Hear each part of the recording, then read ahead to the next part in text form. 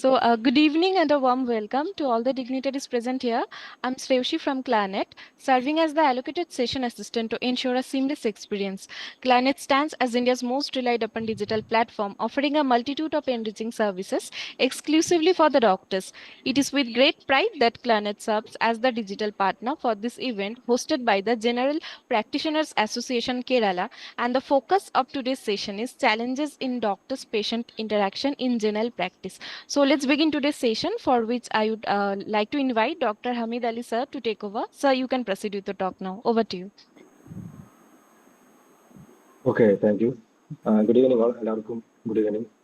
നമ്മൾ ഇന്നത്തെ സെഷൻ്റെ topic doctor patient interaction in general practice in setting in Kerala.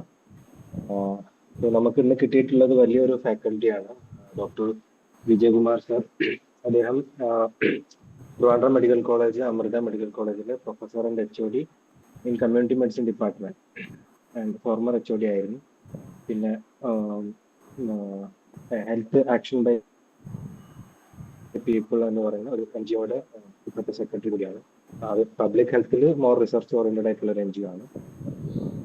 പിന്നെ അദ്ദേഹം ഒരു കേരളത്തിൽ ഓളം വളരെ ഫേമസ് ആയിട്ടുള്ള പബ്ലിക് ഹെൽത്ത് ആക്ടിവിസ്റ്റ് ആണ്. സോ നമ്മൾ we are very fortune, we got a wonderful and great faculty here. So I welcome Dr. Vijay Kumar sir to this session, and I welcome all the GPA and non-GPA members to this evening. Good evening all, and welcome all. Sir, so നമുക്ക് session start ചെയ്യാം sir. Medium മലയാളമാണോ English ആണോ? Hello സാറിന്റെ convenience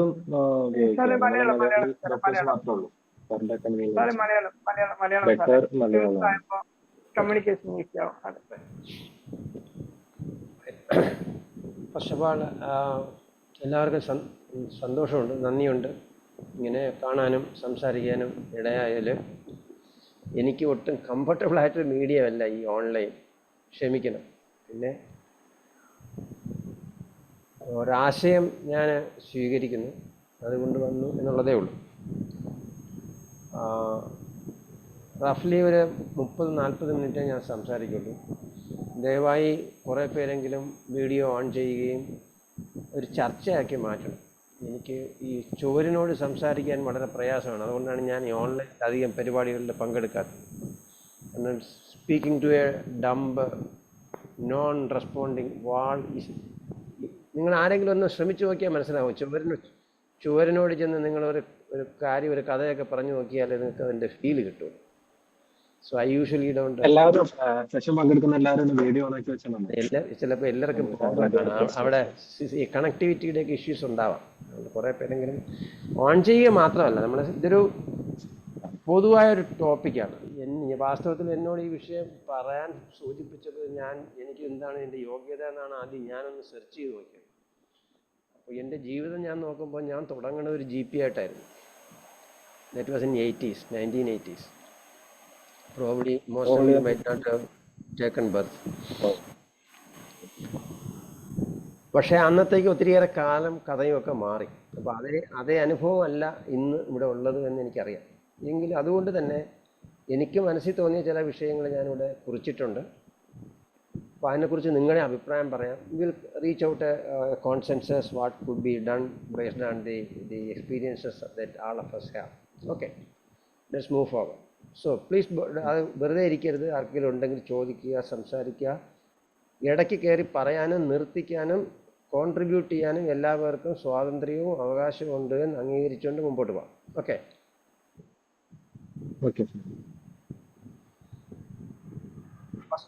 first of all, ഈ general പ്രാക്ടീസിൻ്റെ ഒരു പ്രസക്തിയെക്കുറിച്ച് സത്യത്തിൽ ഞാൻ under graduate പഠിക്കുമ്പോൾ എന്നെ ഏറ്റവും കൂടുതൽ സ്വാധീനിച്ച ഒരു ബുക്കെന്ന് പറയുന്നത് where there is no doctor എന്നുള്ളതായിരുന്നു. I don't know how many of you have heard about it.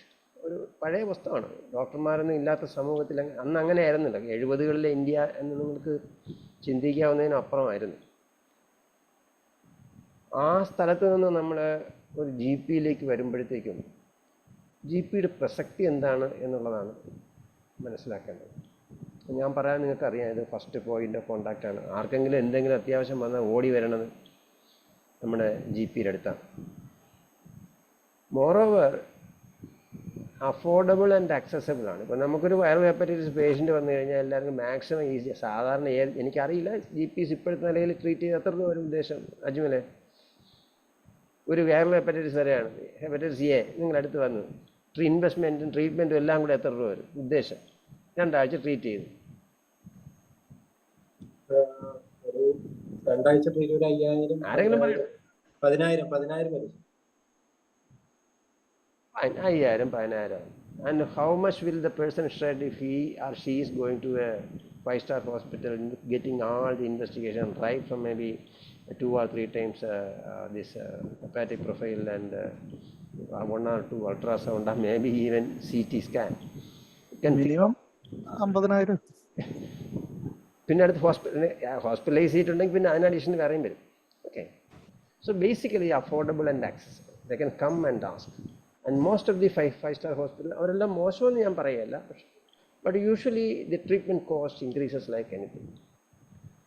And the third important point is, നമ്മൾ സമൂഹത്തിൻ്റെ അടുത്ത് നിൽക്കുകയാണ്, വീടിനടുത്താണ്. ആൾക്കാർക്ക് പെട്ടെന്ന് വരാനും ചോദിക്കാനും, രോഗം വന്നാലും എന്ത് ചെയ്യണം, വരാതിരിക്കാൻ എന്ത് ചെയ്യണം, അല്ലെങ്കിൽ ഒരാൾക്ക് വന്ന് വീട്ടിൽ ബാക്കിയുള്ള ഇത്തരത്തിലൊരു ചർച്ചയ്ക്കുള്ള സ്കോപ്പ് ജി പിയിലേ ഉള്ളൂ. വാസ്തവത്തിൽ 5-സ്റ്റാറിൽ ചെന്ന് ഇപ്പോൾ എനിക്കൊരാൾക്കുണ്ട്, ബാക്കി വീട്ടുകാർക്ക് വരാതിരിക്കാൻ എന്തെന്ന് അവിടെ ചോദിക്കാൻ ആരും കാണില്ല പലപ്പോഴും. ആൻഡ് ഏറ്റവും ഇൻട്രസ്റ്റിംഗ് ആയിട്ടുള്ളത്, നമ്മൾ 5-സ്റ്റാർ വലിയ ഹോസ്പിറ്റലിൽ പോകുമ്പോൾ അവിടെ ഒരു ലോങ് ടേം ഒന്നുമില്ല. നമുക്കൊരു അപ്പൻഡിസൈറ്റിസിന് പോയി കത്തി വെച്ച് ഫ്രീ ആക്കി നിങ്ങൾ തിരിച്ച് വീട്ടിൽ പാക്ക് ചെയ്യും. നമ്മൾ ജി പി അടിക്കുമ്പോൾ അങ്ങനെയല്ല, നമ്മൾ ആ ഫാമിലിയാണ് വാസ്തവത്തിൽ കൈകാര്യം ചെയ്യുന്നത്. അതൊരു 1 ടൈം അഫെയറും അല്ല, it goes for quite some time.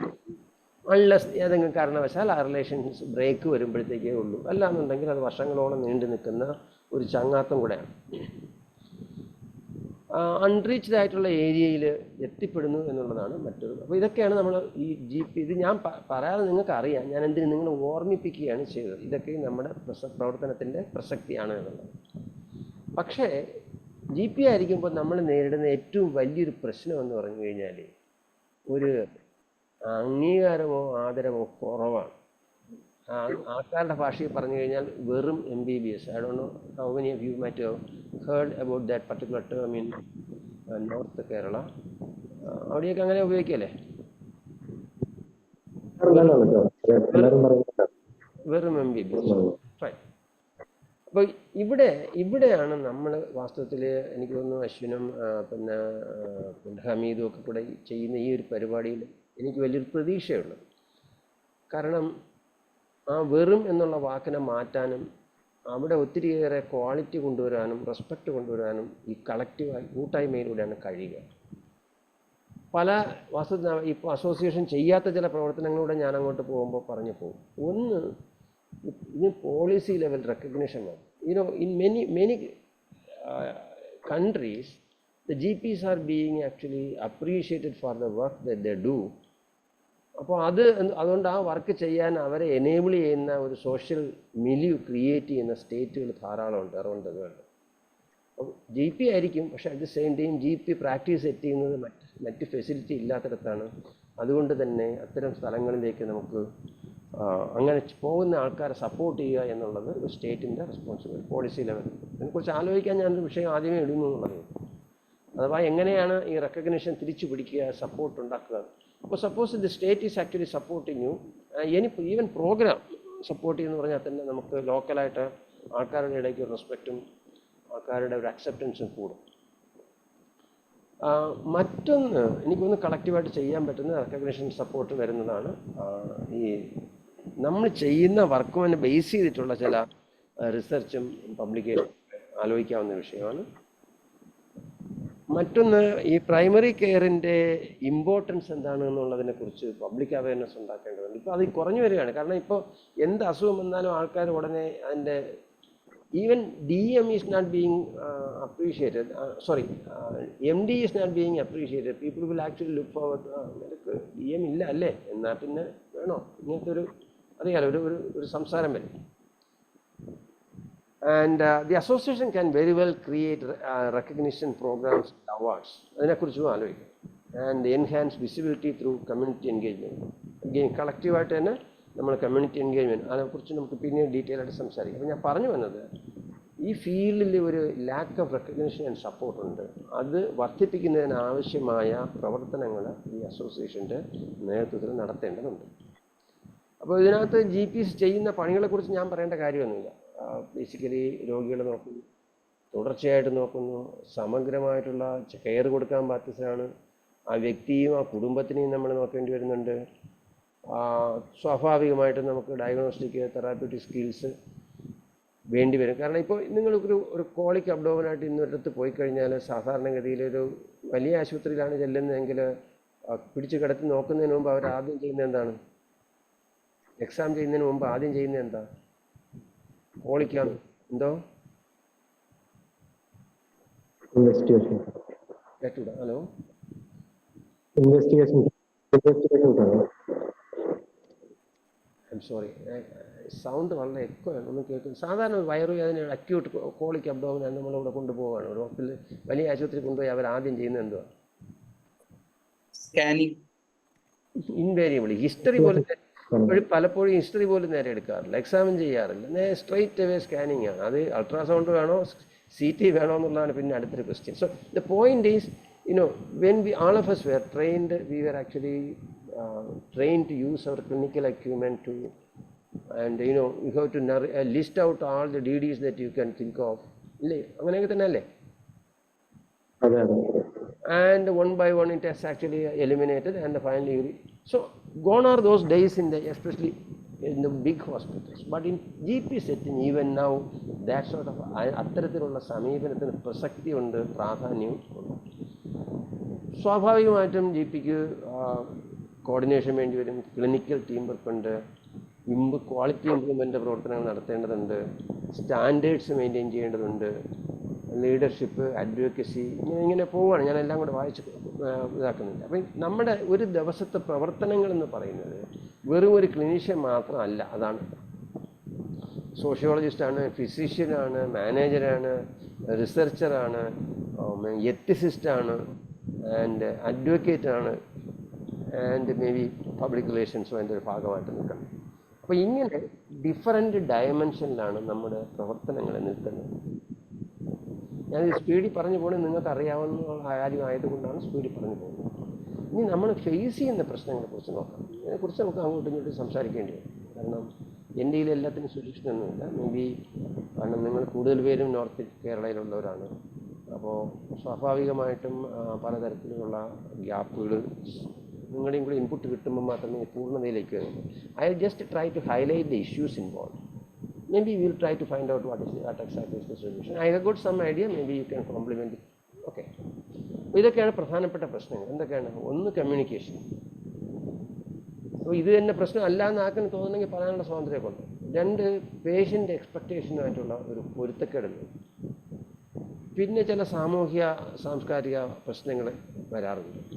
Hospital മാനേജ്മെൻറ്റുമായിട്ട്, അതായത് സ്വന്തമാണെങ്കിൽ പോലും ആ മാനേജ്മെൻറ്റ് ഇഷ്യൂസ്, GPയുടേതായ ചില സ്പെസിഫിക് ആയിട്ടുള്ള കൺസേൺസ്, ഭരണപരമായ പ്രശ്നങ്ങൾ, ലബോറട്ടറി റിലേറ്റഡ് പ്രശ്നങ്ങൾ, work place violence and ethical issues. ഇതൊക്കെയാണ് ലിസ്റ്റ് ഔട്ട് ചെയ്തിരിക്കുന്ന പ്രശ്നങ്ങൾ. ഇനിയും വേറെ പ്രശ്നങ്ങൾ ഉണ്ടായിരിക്കാൻ നിങ്ങൾക്ക് ദയവായിട്ട് വേറെ ഉണ്ടെന്ന് തോന്നുകയാണെങ്കിൽ എന്നോട് പറയാം, കുഴപ്പമില്ല. കമ്മ്യൂണിക്കേഷനിലേക്ക് നമ്മൾ വരുമ്പോൾ ലാംഗ്വേജ് ബാരിയർ നമ്മളിവിടെ ഇല്ല എന്നായിരിക്കും പറയാൻ പെട്ടെന്ന് ശ്രമിക്കുന്നത് നിങ്ങൾ പലരും. ലാംഗ്വേജ് ബാരിയർ ഉണ്ടോ? വളരെ അധികം ഉണ്ട് സർ. ആസാമിൽ നിന്നൊക്കെയുള്ള പേഷ്യൻസ് ഒരുപാട് വരുമ്പോൾ വലിയ എവിടെ നിന്നുള്ള പേഷ്യന്റ്? ബംഗാളിൽ നിന്നൊക്കെയുള്ള അന്യസംസ്ഥാന തൊഴിലാളികളില്ലേ?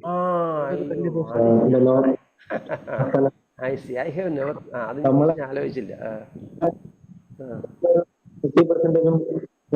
സംസ്ഥാന തൊഴിലാളികളാണ്, അങ്ങനെ പറയാം. ഒരു ജനറൽ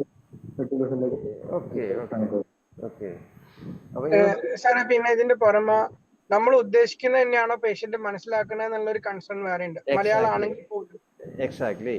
അതാണ് ഞാൻ ഇവിടെ ലാംഗ്വേജ് ബാരിയർ എന്ന് പറഞ്ഞ് ഇട്ടത്. മറ്റതിനെ കുറിച്ച് എൻ്റെ ഒരു മനസ്സിൽ വന്നേ ഇല്ലായിരുന്നു. Very good. ഇപ്പോൾ ഇനിയിപ്പോൾ പ്രാക്ടീസ് ചെയ്യണമെന്നുണ്ടെങ്കിൽ നമുക്ക് ബംഗാളിയും ഹിന്ദിയും എല്ലാം പഠിച്ചാലേ മയൂരി ഒക്കെ പഠിക്കേണ്ടി വരുമായിരിക്കും അല്ലേ, ഒറിയ. സാറെ കുറച്ചൊക്കെ ഹിന്ദിയൊക്കെ എന്റെ സ്റ്റാഫിനൊക്കെ ഞാൻ പഠിപ്പിച്ചു, നഴ്സുമാരെയൊക്കെ. Very good. സോ എനിവേ ഞാൻ മറ്റതിനെ കുറിച്ച് ഞാൻ ആലോചിച്ചിരുന്നില്ല, because you will be knowing better than me in actually how to manage the North Indian people. പക്ഷെ ഞാൻ ഉദ്ദേശിച്ചതെന്ന് പറഞ്ഞാൽ നേരത്തെ ആരോ സൂചിപ്പിച്ച പോലെ വ്യത്യാസമുണ്ട് പല ജില്ലകളിലും. മലയാളം തന്നെ ചില വാക്കുകളിൽ തന്നെ വ്യത്യാസങ്ങളുണ്ട്. I was coming to that. അപ്പൊ ഇതില് ആ വാക്കുകളിലുള്ള വ്യത്യാസത്തിനേക്കാൾ ഏറെ നമ്മൾ ശ്രദ്ധിക്കേണ്ടതെന്ന് വെച്ചാൽ, ആരോ പറഞ്ഞു, ആരാണെന്നുണ്ടെങ്കിൽ എനിക്ക് പേര് കാണാൻ പറ്റില്ല, നമ്മൾ പറയണതാവണമെന്നില്ല പേഷ്യൻ്റ് മനസ്സിലാക്കണം. ഇതൊരു വലിയ ഗ്യാപ്പുണ്ട്. എനിക്ക് അത് തോന്നുന്നു ഹൗ മെനി ഓഫ് യു മറ്റോ നോട്ടീസ് അബൌട്ട് ഇറ്റ്. കാരണം പേഷ്യൻ്റ് ഒരു ഫ്രെയിം ഓഫ് മൈൻഡിലാണ് വരണത്. നമ്മൾ കൊടുക്കുന്ന വാക്കുകൾ ആ ഫ്രെയിമിൽ അവർക്ക് ആവശ്യമുള്ള സ്ഥലത്ത് ഇട്ടിട്ട് അവർ എൻ്റെ കളി ഡിഫറൻ്റ് ഒരു ആശയം അതിൽ നിന്ന് ഡിഡക്റ്റ് ചെയ്യുന്ന കൾച്ചറുണ്ട്. ഇല്ലേ, ശരിയല്ലേ ഈ പറയണം? അങ്ങനത്തെ അനുഭവം ഉണ്ടോ? അതോ ഞാൻ എന്തോ? ഹലോ, അതെ സാറേ, പോസിബിൾ ആണ് സാറേ. Yes yes. പലപ്പോഴും നമ്മളൊക്കെ പ്രാക്ടീസ് ചെയ്യുന്ന കാലത്ത് തീർച്ചയായിട്ടും അങ്ങനെയാണ് കണ്ടിട്ടുള്ളത്. അവരൊരു ഏതെങ്കിലും ആരുടെയെങ്കിലും കാര്യങ്ങളൊക്കെ കേട്ടിട്ടായിരിക്കും വരുമ്പോഴത്തേക്ക് അവർ ഇന്ന കാര്യങ്ങൾ, അപ്പോൾ അതിനകത്ത് അവർക്ക് വേണ്ട ഏതാനും വാക്കുകൾ നമ്മുടെ വായിൽ നിന്ന് കിട്ടിക്കഴിഞ്ഞാൽ അതിനെല്ലാം കൂടെ പ്ലേസ് ചെയ്ത് അവരതിനെ വേറൊരു സ്റ്റോറിയാക്കി മാറ്റും എൻ്റെ കളി. അപ്പോൾ ഇത് എങ്ങനെ കൈകാര്യം ചെയ്യുന്നതിനെ കുറിച്ച് നമുക്ക് സംസാരിക്കാം. ഇതന്നെ മറ്റൊന്ന്, ഇപ്പോൾ നമ്മൾ ഉദാഹരണമായിട്ട് RCC എന്നൊരു പേപ്പറും കൊണ്ടൊരു ലേഡി എൻ്റെ വരെയാണ്, കൊല്ലത്തുനിന്നുണ്ട്, ഒരു പാവം പിടിച്ച ലേഡിയാണ്. അപ്പോൾ അതിനകത്ത് മറ്റേ ഇതന്നെ സെർവിക്കൽ സ്മിയറാണ്, ഡിസ്പ്ലേസിയ, മെറ്റാപ്ലേസിയ എന്നൊക്കെ എഴുതി വെച്ചിട്ടുണ്ട്. അവർക്ക് ഇതെന്താണെന്ന് അറിയണം. ഞാൻ ഇവരെ ഇത് പഠിപ്പിക്കുന്നത് എങ്ങനെയെന്ന് എനിക്ക് അറിഞ്ഞുകൂടാ. സോ ചില കാര്യങ്ങളിൽ ഹെൽത്തിൽ രോഗികളായിട്ട് വരുന്നവർക്ക് വേണ്ടത്ര അറിവുണ്ടാകണമെന്നില്ല. മറുവശമുണ്ട്. ഇപ്പോൾ ഇന്നത്തെ കാലത്ത് നിങ്ങളൊരു സാധനം എഴുതി കൊടുത്തു കഴിഞ്ഞാൽ മിക്കവാറും അറിയാലോ, നമ്മൾ ഉടനെ തന്നെ അവർ ഫോണും കൊണ്ടായിരിക്കും വരണം.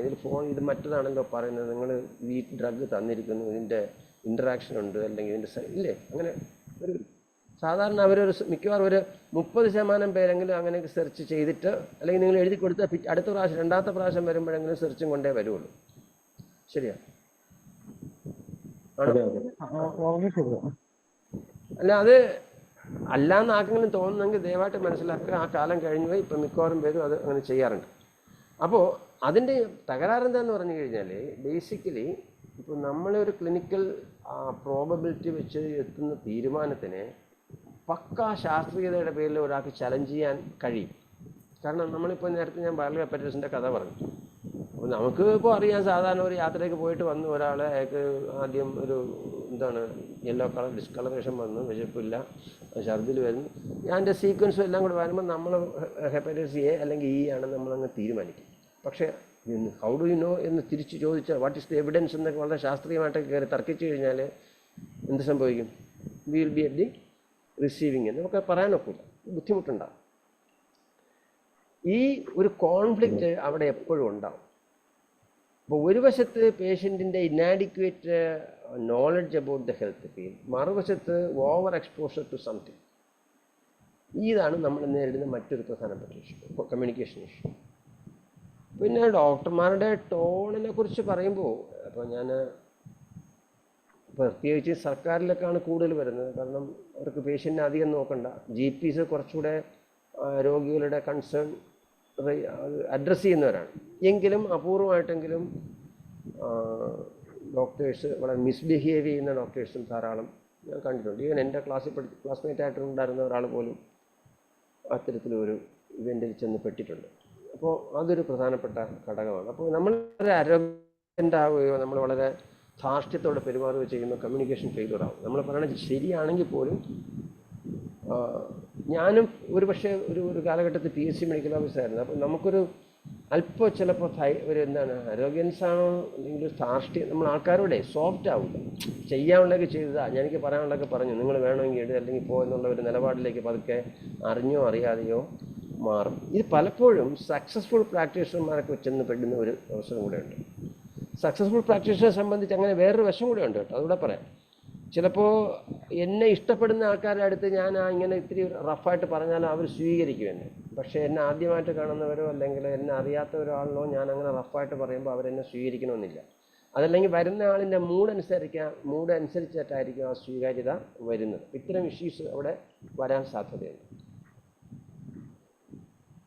ടൈം കൺസ്ട്രെയിൻസ് എനിക്കറിഞ്ഞില്ല നിങ്ങൾ എത്ര തിരക്കുള്ളവരാണെന്നുള്ളത്. പലപ്പോഴും സക്സസ്ഫുൾ പ്രാക്ടീഷണർ ആണെങ്കിൽ ടൈം വളരെ ഒരു പ്രധാനപ്പെട്ട കാര്യമാണ്. ബൈ അപ്പോയിൻമെൻറ്റ് ഇത്തരം കാര്യങ്ങൾ.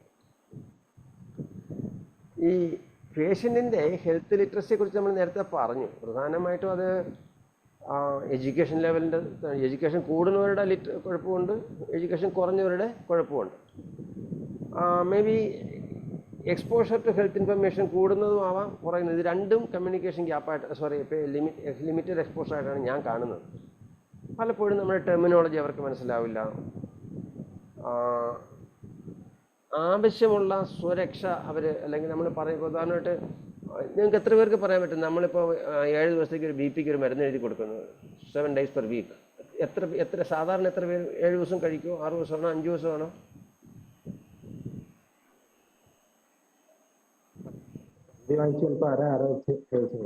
എന്തോ അല്ലെങ്കിൽ 3 ദിവസത്തിന് വാങ്ങിക്കും നമ്മൾ.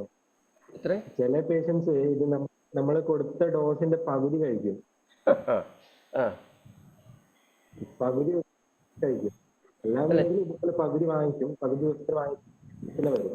So that's exactly my point. അപ്പോൾ ഇതിൽ നമ്മൾ പറയണതോടെ അഡ്ഹെയർ ചെയ്യുന്നില്ല, എല്ലാ ദിവസവും കഴിക്കുന്നില്ല, ഡോസ് കുറയ്ക്കുന്നു, അല്ലെങ്കിൽ എനിക്കറിയാം എന്ന് കഴിക്കണം, കൂടുമ്പോൾ ഞാൻ ഒരു ഗുളിക കൂടുതൽ കഴിക്കാം, അല്ലാത്ത ദിവസം ഞാൻ കുറയ്ക്കുന്നു, ഇങ്ങനെയൊക്കെയുള്ള അവരുടേതായ ഒരു ഒരു ഒരു ഒരു ഒരു ഒരു എന്താണ് ഒരു സ്ട്രാറ്റജി അതിനകത്ത് അവർ അവിടെ കൊണ്ടുവരും. സ്വാഭാവികമായിട്ടും ഇതുമായി ബന്ധപ്പെട്ട പൂർ ഹെൽത്ത് ഔട്ട്കം നമുക്ക് പ്രതീക്ഷിക്കാം. മൂന്നാമത് പറഞ്ഞ ബെഡ് സൈഡ് മാനേജറാണ്. ഇതിനെക്കുറിച്ച് കൂടുതൽ നമ്മൾ സംസാരിക്കുന്നില്ല. ബേസിക്കലി ഇത് നമ്മൾ നേരെ മാനേജ് ചെയ്തില്ല എന്നുണ്ടെങ്കിൽ, ഇപ്പോൾ എനിക്ക് അറിഞ്ഞില്ല നിങ്ങളൊക്കെ എത്രത്തോളം പ്രാക്ടീസ് ഉള്ളവരാണെന്ന്. ഇപ്പോൾ സാധാരണഗതിയിൽ 1 മണിക്കൂറിന് സാധാരണ നിങ്ങൾ ഒരു രാവിലെ 9 മുതൽ വൈകുന്നേരം 5 മണി 6 മണി വരെ, എത്ര മണി വരെയാണ് സാധാരണ GP നിങ്ങൾ പഠിക്കാൻ? ഉച്ചയ്ക്ക് ഇന്റർവെൽ ഉണ്ടോ? 8 മണിക്കൂർ ഏതാ ഉച്ചക്ക് ഇന്റർവെല്, കേട്ടില്ല. ഉച്ചക്ക് ഇന്റർവെല് പിന്നീട് അങ്ങനെയാണ്. രാവിലെ ഒരു 9 to എന്നാലും ആണെന്ന് ആവറേജ് എത്ര പേഷ്യന്റ് ആയിരിക്കും നമ്മൾ കാണുന്നത്? ഒരു 20 to 30 patients per hour. 20 to 30 per hour total അല്ല അങ്ങനെയല്ല, അല്ല അത് ഭയങ്കര വേരിയബിൾ ആണ്. ആയിക്കോട്ടെ, അറൌണ്ട് 30 ഒക്കെ പെർ ഡേ കാണുന്നുണ്ടാവും പ്രൈവറ്റ് ഇരിക്കുമ്പോൾ. ഞാൻ പറയുന്നത് തിരക്കുള്ള സെന്ററിൽ അപ് ടു 80-100 ഒക്കെ പോവാറുണ്ട്. ഞാൻ പറയുന്നത് എന്താ പറഞ്ഞാൽ, ഒന്ന് നമുക്ക് ചില കാര്യങ്ങൾ അവിടെ ഇത്തരം പാളിച്ച വരാതിരിക്കാൻ ചെയ്യേണ്ടതുണ്ട്. ഇൻ ദ സെൻസ് 30 ആയിരുന്നാലും ശരി, അത് 100 ആയിരുന്നാലും ശരി, അതിൻ്റെ ടൈം നമ്മൾ അപ്പോയിൻമെൻ്റ് ആയിട്ട് വയ്ക്കാൻ പറ്റുമോ? പലപ്പോഴും നമ്മുടെ നാട്ടിൽ ആ കൾച്ചർ ഇല്ല എന്ന് എനിക്ക് നല്ല ബോധ്യമുണ്ട്. അതുകൊണ്ടാണ് ഞാൻ പറയുന്നത്. എങ്കിലും കുറേ എണ്ണത്തിനെങ്കിലും അങ്ങനെ മാറ്റി വെച്ചാൽ നമുക്ക് കുറേ കൂടെ അത്ര സമാധാനമായിട്ട് കൈകാര്യം ചെയ്യാൻ പറ്റും. ചില എമർജൻസീസ് വരും, ചിലപ്പോൾ നമ്മൾ പണ്ട് കണ്ടുകൊണ്ടിരുന്ന വേണ്ടപ്പെട്ട ആൾക്കാർ കയറി വരും, ഇത്തരം കാര്യങ്ങളിലെല്ലാം. കാരണം ആ ടൈം മാനേജ് ചെയ്യുന്നത് ശരിയായില്ലെങ്കിൽ നമ്മുടെ ടോൺ അവർക്ക് ഇഷ്ടപ്പെടില്ല. പലപ്പോഴും അണ്ടർ സ്ട്രെസ് നമുക്കിപ്പോൾ എനിക്കറിഞ്ഞില്ല, ഞാനും ഇതുപോലെ 100 പേരെ 150 പേരെ കണ്ടുകൊണ്ടിരുന്ന സമയമുണ്ടായിരുന്നു. ഈ സമയത്ത് ഇത്രയും ആൾ നിൽക്കുമ്പോൾ നമ്മൾ അറിയാതെ നമുക്കൊരു പ്രഷർ ബിൽഡ് ചെയ്യും, എനിക്ക് അറ്റ്ലീസ്റ്റ്, അല്ലെങ്കിൽ എന്നെപ്പോലുള്ളവർ. അപ്പോൾ അതെ, അങ്ങനെ നമ്മൾ പ്രഷർ ബിൽഡ് ചെയ്യുമ്പോൾ എന്ത് പറ്റുമെങ്കിൽ നമ്മൾ അറിയാതെ നമ്മുടെ സംസാരത്തിൽ പിഴവുകൾ വരും. ഇതാണ് ഞാൻ പറയാൻ ശ്രമിച്ചൊരു കാര്യം. അപ്പോൾ നമ്മൾ GPയുടെ കോണ്ടെക്സ്റ്റ്, ഇത് ബെഡ് സൈഡ് നോക്കണ്ട, GPയുടെ ഒരു കോണ്ടെക്സ്റ്റിൽ നമ്മൾ നോക്കുമ്പോൾ, ഒന്ന് ഈ അവിടെ പുറത്ത് നിൽക്കുന്ന ആളെ നമ്മൾ കാണാതിരിക്കണം, അത് പറ്റുമെന്ന് നോക്കണം. 2, തീർച്ചയായിട്ടും നമ്മൾ അവരോട് സംസാരിക്കുന്ന രീതികളെക്കുറിച്ച് നമ്മൾ അറിയണം. അപ്പോൾ ഈ ടൈം കൺസ്ട്രെയിൻസ് പലപ്പോഴും ഒരു റഷ് ചെയ്ത് പോകുന്ന കൺസൾട്ടേഷനായിട്ട് മാറും. സ്വാഭാവികമായിട്ടും അത് നമ്മുടെ വരുമാനത്തിനെയും നമ്മുടെ സമീപനങ്ങളെയും ബാധിക്കും. അതുകൊണ്ട് തന്നെ ടൈം മാനേജ്മെൻറ്റ് അതിനകത്ത് പ്രധാനപ്പെട്ട കാര്യമായിട്ട് മാറും. അപ്പോൾ നമ്മുടെ കൺസൾട്ടേഷൻ ടൈമിനെ നമുക്ക് ഓപ്റ്റിമൈസ് ചെയ്യണം. മേ ബി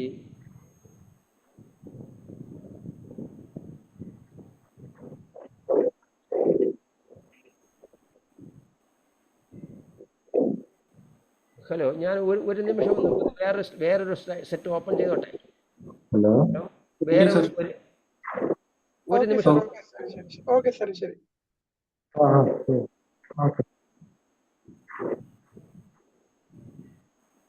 മറ്റൊന്നുമല്ല, ഞാൻ വേറെ രണ്ട് സാധനം എടുത്തിട്ട്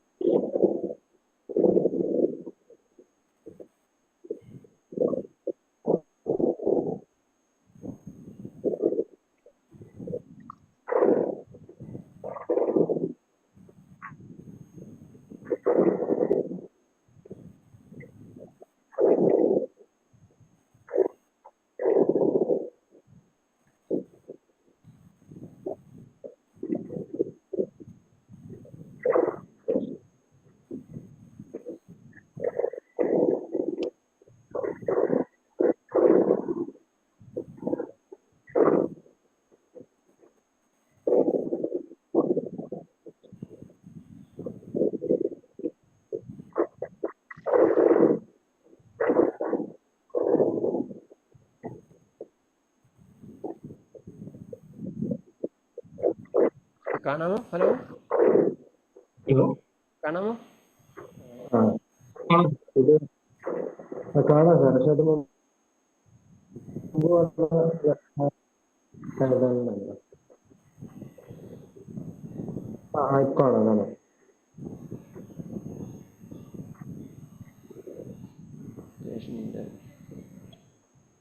സോ കൺസൾട്ടേഷൻ ടൈം ഓപ്റ്റിമൈസ് ചെയ്യുന്നതിനെ കുറിച്ചാണ് നമ്മൾ പറഞ്ഞു വന്നത്. തീർച്ചയായിട്ടും അത് വളരെ പ്രധാനപ്പെട്ട ഒരു ഘടകമാണ്. എത്ര പേർക്ക് സെക്രട്ടറി, കൂടുതൽ ആൾക്കാരുള്ളവർക്ക് നമ്മുടെ സിസ്റ്റർ തന്നെ ഒരു സെക്രട്ടറി പോലെ നമ്മൾ വെക്കേണ്ടി വരും. കാരണം ചില ഇനീഷ്യൽ BP എടുക്കുക, ഇത്തരം കാര്യങ്ങൾ, കുറേ സാധനങ്ങൾ നമുക്ക് അവരെ ഏൽപ്പിക്കാൻ പറ്റും. ഹിസ്റ്ററി എടുക്കുന്നത്, പ്രധാനപ്പെട്ട കാര്യങ്ങൾ, മറ്റ് അലർജി, ഇത്തരം കുറേ കാര്യങ്ങൾ അവരെ ഏൽപ്പിച്ചു കഴിഞ്ഞാൽ നമ്മുടെ സമയം കുറേ കൂടെ മറ്റ് കാര്യത്തിന് ഉപയോഗിക്കാൻ പറ്റും. അത് സർവീസിൻ്റെ ക്വാളിറ്റി നമുക്ക് മെച്ചപ്പെടുത്താൻ പറ്റുന്ന ഒരു കാര്യമാണ്. പിന്നെ ഈ ബാക്കി കാര്യങ്ങൾ ഡീറ്റെയിൽ ഞാൻ പറയുന്നില്ല, നിങ്ങൾക്ക് അറിയാവുന്ന കാര്യമാണ്. I can send you the slides if you require.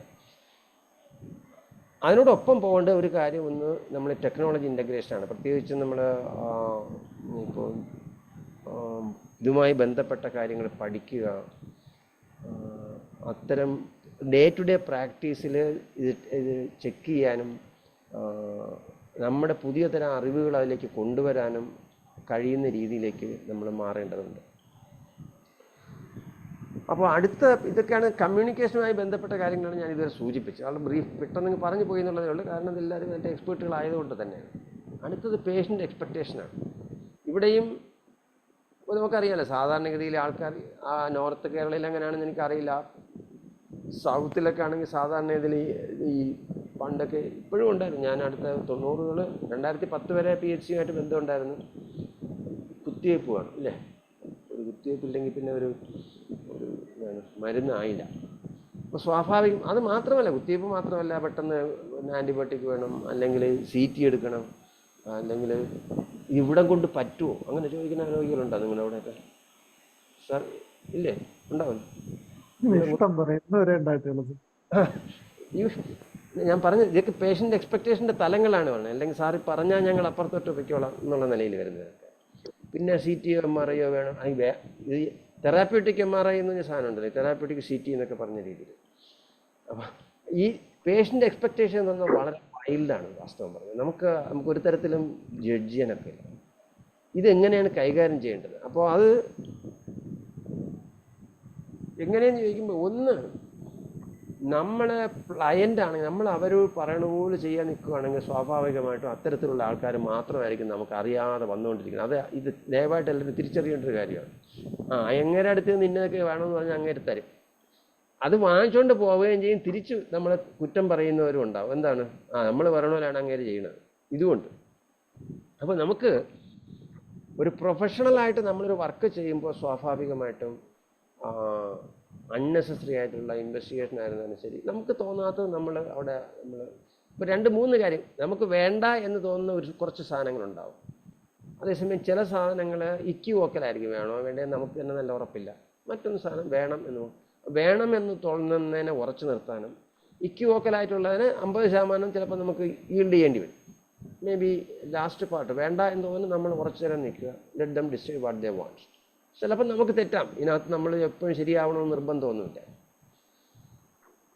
അതുപോലെ തന്നെ ഇപ്പൊ ഇന്ന് ഇവിടെ സാറേ ഇവിടെ കൊണ്ട് ശരിയാവോ, ഇന്നുകൊണ്ട് നാളെ പനി കുറയുമോ, മറ്റന്നാൾ ചുമ കുറയുമോ, ഇങ്ങനെയൊക്കെയുള്ള ആൾക്കാർ വരും. അപ്പോൾ അവിടെയൊക്കെ നമുക്ക് റിയലിസ്റ്റിക് ആയിട്ട് തന്നെ അവരോട് ബേസ്ഡ് ആണ് അവർ എക്സ്പീരിയൻസ്. ഫോർ എക്സാമ്പിൾ ഒരു ബ്രോങ്കൈറ്റിസ് വന്നാൽ ചുമ കുറയണമെങ്കിൽ ഇത്ര സമയം വേണ്ടി വരും, അല്ലാതെ ഒന്നും കുറയില്ല.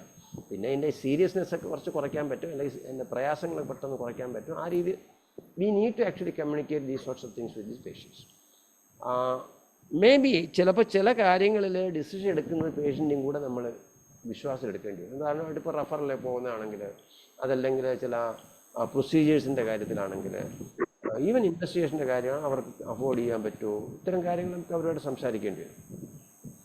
ഒരുപക്ഷേ GPസും PHC മെഡിക്കൽ ഓഫീസർ അല്ലെങ്കിൽ മറ്റ് 5 സ്റ്റാർ ഹോസ്പിറ്റലിലൊക്കെ ഉള്ള ആൾക്കാരുടെ വ്യത്യാസം എന്ന് പറഞ്ഞാൽ GPസ് കൂടുതലും മനുഷ്യരെ കേൾക്കാൻ ഒരു സ്കില്ലുള്ളവരാണ്, അല്ലെങ്കിൽ അവർക്ക് ആ പണി ചെയ്യാൻ കഴിയില്ല. അത് കൂടുതൽ ശ്രദ്ധ കൊടുക്കണം എന്നാണ് ഞാനിവിടെ സൂചിപ്പിക്കുന്നത്. അടുത്ത് പറയുന്നത് സാമൂഹ്യ സാംസ്കാരിക ഘടകങ്ങളാണ്. നമ്മുടെ ബുക്ക് പഠിക്കുമ്പം പറയും, ഇപ്പോൾ ഉദാഹരണമായിട്ട് നമുക്കൊരു അസുഖം ഉണ്ടെങ്കിൽ, ഒരു രോഗി വരികയാണ്, അയാൾക്ക് അസുഖം ഉണ്ടെങ്കിൽ നമ്മൾ എങ്ങനെ പഠിക്കുമ്പോൾ എന്താ പറയുക, അയാൾ പേഷ്യൻറ്റിനോട് മാത്രമേ പറയാവൂ, പേഷ്യൻ്റെ പെർമിഷൻ ഇല്ലാതെ വേറെ ആരോടും പറയാൻ പാടില്ല എന്നാണല്ലോ നമ്മുടെ എത്തിക്സ് നമ്മളെ പഠിപ്പിക്കുന്നത്, അല്ലേ? അങ്ങനെയല്ലേ? പക്ഷെ നമ്മുടെ നാട്ടിൽ ഇപ്പോൾ എനിക്കറിയാം, ഞാൻ അടുത്ത് റീസെൻ്റ് ആയിട്ട് തന്നെ എനിക്ക് ഒരു കക്ഷി അറിയാമായിരുന്നു. അദ്ദേഹത്തിന് മാലിഗ്നൻസിയാണ്, he was about to go. ആ സമയത്ത് പോലും അദ്ദേഹത്തിന് അറിയില്ല അദ്ദേഹത്തിന് മാലിഗ്നൻസി ഉണ്ട്. കാരണം ഫാമിലി ആൾക്കാർ ഡോക്ടറോട് പറഞ്ഞത് അദ്ദേഹത്തിന് അറിയിക്കണ്ട, അദ്ദേഹത്തിന് വിഷമിപ്പിക്കണ്ട എന്നുള്ള നിലയിൽ. എനിക്ക് മനസ്സിലാവാത്തത് ഏതാണ് ശരി തെറ്റെന്ന് എനിക്കറിയില്ല. Something which all of us has to. എങ്കിലും പേഷ്യൻ്റ് അറിയാതിരിക്കുന്നത് ശരിയാണോ എന്ന് എനിക്ക് അഭിപ്രായമില്ല. രണ്ടാമതൊരു വശം, പലപ്പോഴും തീരുമാനം എടുക്കുന്നത് പേഷ്യൻ്റ് മാത്രമാവണമെന്നില്ല. ഈവൻ റെഫർ ചെയ്യാൻ പാടില്ല. ഇപ്പോൾ അശ്വിൻ പറയണം നിങ്ങൾ കാലിക്കട്ട് മെഡിക്കൽ കോളേജിൽ കൊണ്ടുപോകണം എന്ന് പറഞ്ഞാൽ അത് പേഷ്യൻ്റ് മാത്രമായിരിക്കില്ല തീരുമാനിക്കുന്നത്. പലപ്പോഴും പേഷ്യൻ്റെ കൂടെ വരുന്ന ഒരു ബന്ധുക്കൾ പറഞ്ഞ 2 ഫോണൊക്കെ വിളിച്ച് അങ്ങോട്ട് പോയി ഇങ്ങോട്ട് പോയി, ഇതിന് we need to actually accommodate these sorts of things. I don't know, അല്ലാതെ വേറെ വഴിയുണ്ടെന്ന് എനിക്ക് തോന്നുന്നില്ല. പിന്നെ ഒരു കോൺഫ്ലിക്റ്റ് അവിടെ അതുമായി ബന്ധപ്പെട്ട് വരുന്നതാണ് ഈ ആയുർവേദ, ഹോമിയോ തുടങ്ങിയ ഇതിനകത്ത്. അതിൻ്റെ ആൾക്കാർ ആരെങ്കിലും ഉണ്ടെങ്കിൽ ക്ഷമിക്കണം എന്നോട്. മറ്റൊന്നുമല്ല, ഞാനവിടെ കാണുന്നത്, നമ്മളിപ്പോൾ ഒരു സയൻറ്റിഫിക് മെഡിസിൻ്റെ വക്താക്കളായിട്ട് അവരുടെ മുമ്പിൽ പോകുമ്പോൾ stick to it, but it doesn't mean that നിങ്ങൾക്ക് വേറെ ആൾട്ടർനേറ്റീവ് ഒന്നും ഞാനായിട്ട് ബ്ലോക്ക് ചെയ്തു എന്നൊന്നുമില്ല. As long as you are here I am going to treat with these such and such approach. ഇതായിരിക്കണം നമ്മുടെ നിലപാടെന്ന് എനിക്ക് തോന്നുന്നു. കാരണം ആൾക്കാർ ചിലയിടത്തെങ്കിലും പലപ്പോഴും പല കാരണങ്ങളാലും ഡൽഹി ഡാലിയിങ് ഉണ്ടാവും. അത് അവരുടെ തീരുമാനമാണ്. Let's leave it out over. പിന്നെ ഉള്ളത് ഈ മെൻ്റൽ ഹെൽത്ത് അല്ലെങ്കിൽ ഈവൻ TBക്ക് പോലും സ്റ്റിഗ്മയുടെ ഒരു വലിയ പ്രശ്നമുണ്ട്. നമുക്കത് ഫീൽ ചെയ്യും. പിന്നെ ഉള്ള ജെൻഡർ ആൻഡ് സോഷ്യൽ ഇൻഇക്വാലിറ്റി, മറ്റ് പലതരത്തിലുള്ള പ്രാക്ടീസസ്. ഞാനിത് പറയുമ്പോഴത്തേക്കും തോന്നി ഇതെന്തിനാ സാർ ഇതൊക്കെ പറയേണ്ട കാര്യം എന്താണെന്ന് ചോദിക്കുമ്പോൾ, ഡേ ടു ഡേ പ്രാക്ടീസിൽ നമ്മൾ അറിഞ്ഞോ അറിയാതെയോ ഇതിനകത്ത് ഏതിലെങ്കിലുമൊക്കെ ഒന്നിൽ ഒരു മാസത്തിൽ ഒരു പ്രാവശ്യമെങ്കിലും ഇടപെടേണ്ടി വരും, തീരുമാനങ്ങൾ എടുക്കേണ്ടി വരും എന്നാണ് ഞാൻ കരുതുന്നത്. അതുകൊണ്ട് തന്നെ പലപ്പോഴും നമുക്ക് ഇത്തരത്തിൽ വരുന്ന ആൾക്കാരെ നമ്മൾ ഫാമിലിയായിട്ട് തന്നെ കാണേണ്ടി വരും. പക്ഷെ അത് നമ്മുടെ ശക്തിയും കൂടെയാണ്. ഈ ഫാമിലിയായിട്ട് വരുന്ന ആൾക്കാർ മക്കൾ പലപ്പോഴും വയസ്സ് കൂടി വരുമ്പോഴത്തേക്കും മക്കളും മരുമക്കളൊക്കെ തന്നെയാണ് കാര്യങ്ങൾ തീരുമാനിക്കുന്നത്. Unless and until the person says okay എൻ്റെ മോനെ നോക്കണ്ട ഞാൻ തീരുമാനിക്കും എന്ന് പറയുന്നത് വരെ ഫാമിലി സെൻറ്റേർഡ് ആവണം ആ കെയർ പോളിസി നമ്മൾ തീരുമാനിക്കുന്നത്. അപ്പോൾ എഡ്യൂക്കേഷൻ എന്ന് പറയുന്നത് പേഷ്യൻ്റ് മാത്രം കൊടുത്താൽ പോരാ. അത് വാസ്തവത്തിൽ ഇരട്ടി ജോലിയാണ്. പേഷ്യൻ്റൂടെയും പറയണം, അത് മോൻ്റെ കൂടെ പറയണം, മരുമോൻ്റെ കൂടെ പറയണം. ഇല്ല, ഇങ്ങനെയൊക്കെയുള്ള ഒരു പലപ്പോഴും ഇത് ഫാമിലികളിൽ കോൺഫ്ലിക്റ്റ് വരുന്നത് നിങ്ങൾ ഫേസ് ചെയ്തിട്ടുണ്ടാവും. I am sure. എന്ത് ചെയ്യണം, എങ്ങോട്ട് പോകണം എന്നുള്ളതിനെ കുറിച്ച് മോനൊരഭിപ്രായം, മോക്കൊരഭിപ്രായം ഇല്ലേ? ഫേസ് ചെയ്യാറില്ലേ നിങ്ങളിത്? അപ്പൊ അവിടെ അതെ അവിടെ നമ്മൾ മധ്യവർത്തിയായിട്ട് മാറേണ്ടി വരും. പലപ്പോൾ അവരെ തന്നെ ഒരു കോൺഷ്യസ്, അതാണ് ആ ഫാമിലി സെൻറ്റേർഡ് എന്ന് പറഞ്ഞ വാക്കിൻ്റെ അർത്ഥം വരുന്നത്. നമുക്ക് സ്ട്രൈറ്റ് അവേ ഇന്നത് ചെയ്യുമെന്ന് പറഞ്ഞ് നമുക്ക് മാറാൻ പറ്റില്ല. അങ്ങനെ രീതി ചെയ്യുന്നവരാണ് നല്ല ശതമാനം പ്രാക്ടീഷണേഴ്സ് എനിക്കറിയാം.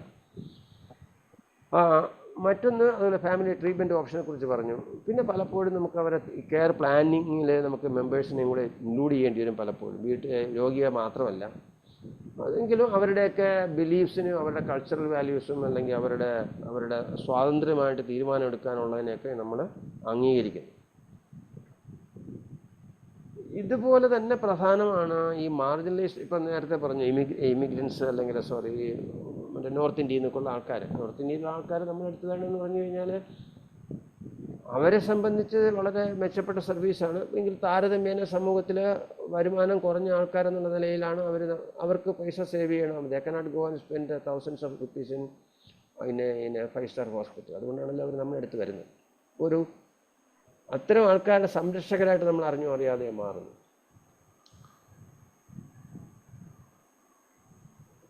ഹോസ്പിറ്റലുമായി ബന്ധപ്പെട്ട ഇഷ്യൂസ് ഇത് വലിയൊരു ചലഞ്ചാണ്. ഇത് വലിയ ചലഞ്ചെന്ന് പറഞ്ഞു കഴിഞ്ഞാൽ എനിക്കറിയില്ല, ഞാൻ GP അടിച്ച് നിർത്തിയത് ഇതിൽ ഞാൻ പൊളിഞ്ഞു പോയതുകൊണ്ടാണ്. കാരണം GP പേഷ്യൻ്റ് ലോഡ് വളരെ കൂടുതലാണ്, പക്ഷേ ഇത് നടത്തിക്കൊണ്ട് പോകാൻ എന്നെക്കൊണ്ട് കഴിയുന്നില്ല. അങ്ങനെ ഒരു സ്റ്റേജിൽ നിർത്തിയതാണ്. ഞാൻ പറഞ്ഞതെന്ന് പറഞ്ഞാൽ അതൊരു 150 to 175 പേഷ്യൻ്റ് പെർ ഡേ വരും, രാവിലെ മുതൽ രാത്രി വരും. നമ്മൾ കിടന്ന് പട്ടുപിടിക്കും. ഇത് നടത്തിക്കൊണ്ട് പോകുന്നതിനുള്ള സംവിധാനം വാസ്തവത്തിൽ ഒരുമാതിരി റീസണബിളായിട്ട് സക്സസ്ഫുൾ ആയിട്ടുള്ള GPs പ്രത്യേകം ശ്രദ്ധിക്കേണ്ട ഒരു കാര്യമാണ്. അതിനകത്ത് ലോജിസ്റ്റിക്സ് ആയിരുന്നാലും മെറ്റീരിയൽ ആയിരുന്നാലും സാനിറ്റേഷൻ ആയിരുന്നാലും ഈ രജിസ്ട്രേഷൻ, ഡാറ്റ കീപ്പിംഗ്, ഇങ്ങനെ നിരവധി ഇഷ്യൂസ് ഇതുമായി ബന്ധപ്പെട്ട് വരുന്നുണ്ട്. ഇതിൻ്റെ ഫിനാൻസ് മാനേജ് ചെയ്യണത് ഇതെല്ലാം. അപ്പോൾ ഇതിന് അപ്രോപ്രിയേറ്റ് ഒരു സംവിധാനം depending on the size of the practice that each one of you have. ഇപ്പോൾ ഒരു 10, 20, 30 ഒറ്റയ്ക്ക് ചെയ്യാൻ പറ്റും. പക്ഷേ എണ്ണം കൂടി 100 or 200 ഒക്കെ ആവുകയാണെന്നുണ്ടെങ്കിൽ naturally you have to look elsewhere, somebody else to actually take care of these a lot of drudgery associate with the management of the set. ഇനി ഈ പറയുന്നത് ദയവായിട്ടൊന്ന് കുറച്ചുകൂടെ ഗൗരവമായിട്ടൊന്ന് ശ്രദ്ധിക്കണം. ഇതുവരെ പറഞ്ഞ എല്ലാം നിങ്ങൾക്ക് അറിയാവുന്നതാണ്. ഞാൻ വെറുതെ എങ്കിലും ഞാൻ അത് പറയാതെ ഞാൻ ഈ ചലഞ്ചസ് എന്ന് പറയുമ്പോൾ അത് ശരിയാവില്ല എന്ന് തോന്നിയുകൊണ്ടാണ് അത് പറഞ്ഞത്. അപ്പോൾ ഇനിയിപ്പോൾ പറയുന്നത് ഇനി പറയുന്നതെന്ന് പറഞ്ഞാൽ GPയുടെ സ്പെസിഫിക് ആയിട്ടുള്ള കൺസേൺ ഒന്ന് ഈ കണ്ടിന്യൂറ്റി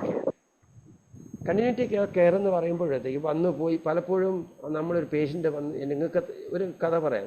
ഒരാൾ വന്ന് നമ്മൾ will be suspecting so many things, എങ്കിലും പ്രോബബിളി ഇതായിരിക്കും എന്ന് പറഞ്ഞിട്ട് നമ്മളൊരു മരുന്ന് കൊടുത്ത് വിടുന്നു. We are not going to do an MRI or CT or anything. അങ്ങനെ പോയി കഴിയുമ്പോൾ നമുക്കൊരു വേവലാതി മനസ്സിന് അയാൾക്ക് എന്ത് പറ്റി എന്നുള്ളൊരു തോന്നൽ കാണും. Do you have a mechanism by which you are following these people after maybe a day or two? സാധിക്കുന്നവർ നമ്മൾ സെക്രട്ടറി വെച്ച് ഒളിപ്പിക്കുന്ന പരിപാടി ഉണ്ട്. സ്റ്റാഫിനോട് വിളിക്കാൻ പറയാറുണ്ട്. 2 ദിവസം ആകുമ്പോ എവിടെയാണ്, എങ്ങനെയുണ്ട്, സുഖമുണ്ടോ എന്നൊക്കെ ഒന്ന് ചോദിച്ചിട്ട് ഒന്ന് വിളിച്ചു നോക്കാൻ പറഞ്ഞു. Very good, I appreciate that. അതാകണം എന്നുള്ളതാണ് എൻ്റെ കാര്യം. ഞങ്ങളൊന്നും പ്രാക്ടീസ് ചെയ്ത കാലത്ത് അങ്ങനെ ആയിരുന്നില്ല സത്യം പറഞ്ഞാൽ. അന്ന് ഫോൺ തന്നെ വളരെ കുറവാണ്, വിളിച്ചു ചോദിക്കാനൊന്നും കഴിയുമായിരുന്നില്ല. അപ്പോൾ എനിവേ ദാറ്റ് ഈസ് സംതിങ്. അതൊരു ടെക്നോളജി കൊണ്ടുവന്ന ഒരു ബെനിഫിറ്റാണ്. നമുക്ക് ആൾക്കാരെ കോൺടാക്ട് ചെയ്യാനും വിളിക്കാനും ഫോളോ അപ്പ് നടത്താനും ഇത്തരം കാര്യങ്ങൾ, മെയിൻറ്റെയിനിങ് കണ്ടിന്യൂറ്റി. മറ്റൊന്ന്, നമ്മൾ പലപ്പോഴും ഈ അക്യൂട്ടും ക്രോണിക് കണ്ടീഷൻസിനെ മോണിറ്റർ ചെയ്യുക എന്നുള്ളത്, പ്രത്യേകിച്ചും ഈ ഫോർ എക്സാമ്പിൾ ബെഡ് സോറുകൾ, നമ്മളെയൊക്കെ വിളിച്ചുകൊണ്ട് പോകുന്ന അത്തരം കണ്ടീഷൻസ് ആയിരിക്കും പലപ്പോഴും വളരെ ക്രോണിക് ഇൻട്രാക്റ്റബിൾ ആയിട്ടുള്ള കണ്ടീഷൻസ്. ആരെങ്കിലും ഡോക്ടർ വന്ന് കണ്ടു കഴിഞ്ഞാൽ വളരെ സന്തോഷം, അതിനാണ് നമ്മളെ പിടിച്ചുകൊണ്ട് പോകുന്നത്. അപ്പോൾ അവിടെ നമ്മൾ ഒരു നിസ്സഹായത എക്സ്പീരിയൻസ് ചെയ്തിട്ടില്ല. എത്ര ദിവസമായി ഈ ബെഡ് സോർ, ഡയബറ്റീസ് ആണ്, ഇയാൾ കിടക്കുന്നു, വയസ്സ് 80 സ്ട്രോക്ക് അടിച്ചു, അറിയില്ല, ഇങ്ങനെ ഒരു സിറ്റുവേഷൻ കാണുമല്ലോ. നമുക്കൊരു വി കനോട്ട്, ഒരു beyond certain limit will not be in a position to actually get it correct. ആ ഒരു ലിമിറ്റേഷൻ അവിടെ നമുക്ക് വരും. ഇത് വലിയൊരു കൺസേൺ ആണ്.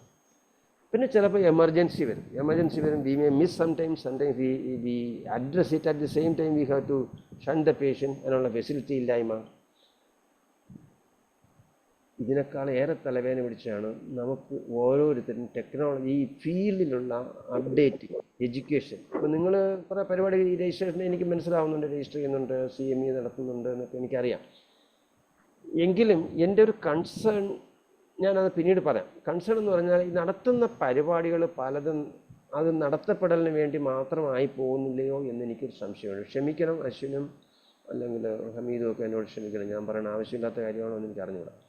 പലപ്പോഴും കാരണം ഇപ്പോൾ ഒരു CME നടത്തുന്നു, കുറേ കാര്യങ്ങൾ ആരെങ്കിലുമൊക്കെ വന്നു പറഞ്ഞു പോകുന്നു. To what extent the knowledge that is being imparted is transformed or translated into day to day practice എന്നുള്ള ഒരു ചോദ്യം നമ്മളവിടെ മനസ്സിൽ ഇടേണ്ടതുണ്ട്. അതുകൊണ്ട് അതൊരു വലിയൊരു ചലഞ്ചാണ്.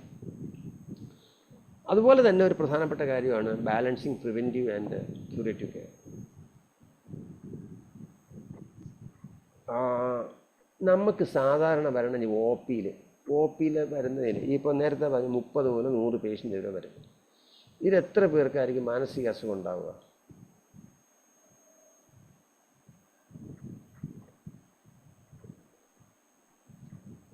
Hello, nobody is responding. Hello, what should I conclude? Hello, എത്ര പേർക്കായിരിക്കും ഔട്ട് ഓഫ് 30? ഞാൻ കേട്ടില്ല സാറേ, വോയിസിന് എന്തെങ്കിലും കുഴപ്പമുണ്ടോ? എനിക്ക് മാത്രമാണോ കേട്ടത്? റീസണബിളി ഒരു 15 എന്ന് പറയാൻ പറ്റുമോ? 15 At least 15, yeah. Out of 30, 15 mental problem ഉള്ളവരായിരിക്കും. Some sort of mental health issues, not full-fledged mental issues, and something. Agreed. So you are saying that around 50% mental issues ഉള്ളവരായിരിക്കും വരുന്നതെന്നാണ് പറയുന്നത്. Okay, am I right? Yes, sir. Fine, thank you. നിങ്ങളുടെ estimate ഞാൻ appreciate ചെയ്യുന്നു. ഏറെക്കുറെ അത് തന്നെ ആയിരിക്കും എന്നാണ് എൻ്റെയും ഒരു എസ്റ്റിമേറ്റ്. പക്ഷേ പ്രോബ്ലം എന്താണെന്ന് വെച്ചാൽ നമ്മുടെ day to day practice to what extent we are actually trying to address it. ഇപ്പോൾ ഡിപ്രഷൻ്റെ ഒരു ക്വസ്റ്റ്യൻ അപ്ലൈ ചെയ്യണമെങ്കിൽ 9 ക്വസ്റ്റ്യൻ വേണം. ഇത് എത്ര പേർക്കാണ് നമ്മുടെ അടുത്ത് വരണം? എത്ര പേര് ഡിപ്രസ്ഡ് ആണെന്ന് നമ്മൾ നോക്കിയിട്ടുണ്ട്?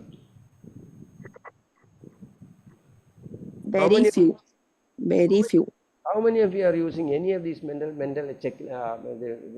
mental disorder checklist for diagnosing mental illness? Very few. GP practice പറ്റുമോ? ആ ചോദ്യം വളരെ അതായിരുന്നു എനിക്ക് വേണ്ടത്. പറ്റും, പക്ഷേ there are so many tools which we have got. ഇതൊക്കെയാണ് നമ്മൾ ചർച്ച ചെയ്യേണ്ടത്. ഇതിൻ്റെ അവസാനം ഞാൻ കുറച്ച് ആക്ഷൻ പ്രോഗ്രാം പറയുന്നുണ്ട്. ഇത്തരം കാര്യങ്ങളിലേക്ക് നമ്മുടെ അസോസിയേഷൻ വരികയും അതിൽ ചില കാര്യങ്ങൾ നമ്മൾ ചെയ്യുകയും അത്തരം ടൂളുകൾ നമ്മൾ ഉപയോഗിക്കുമ്പോൾ we will be able to screen out people who have some problems. സ്വാഭാവികമായിട്ടും അതിനെ നമുക്ക് കുറെ കൂടെ മെച്ചപ്പെടുന്ന ക്വാളിറ്റിയുള്ള സാധനങ്ങളാക്കി മാറ്റാൻ പറ്റും. കാരണം മെൻ്റൽ ഹെൽത്ത് അത്ര വലിയൊരു ഡൊമൈനാണ്. It is totally അൺഅഡ്രസ്ഡ്.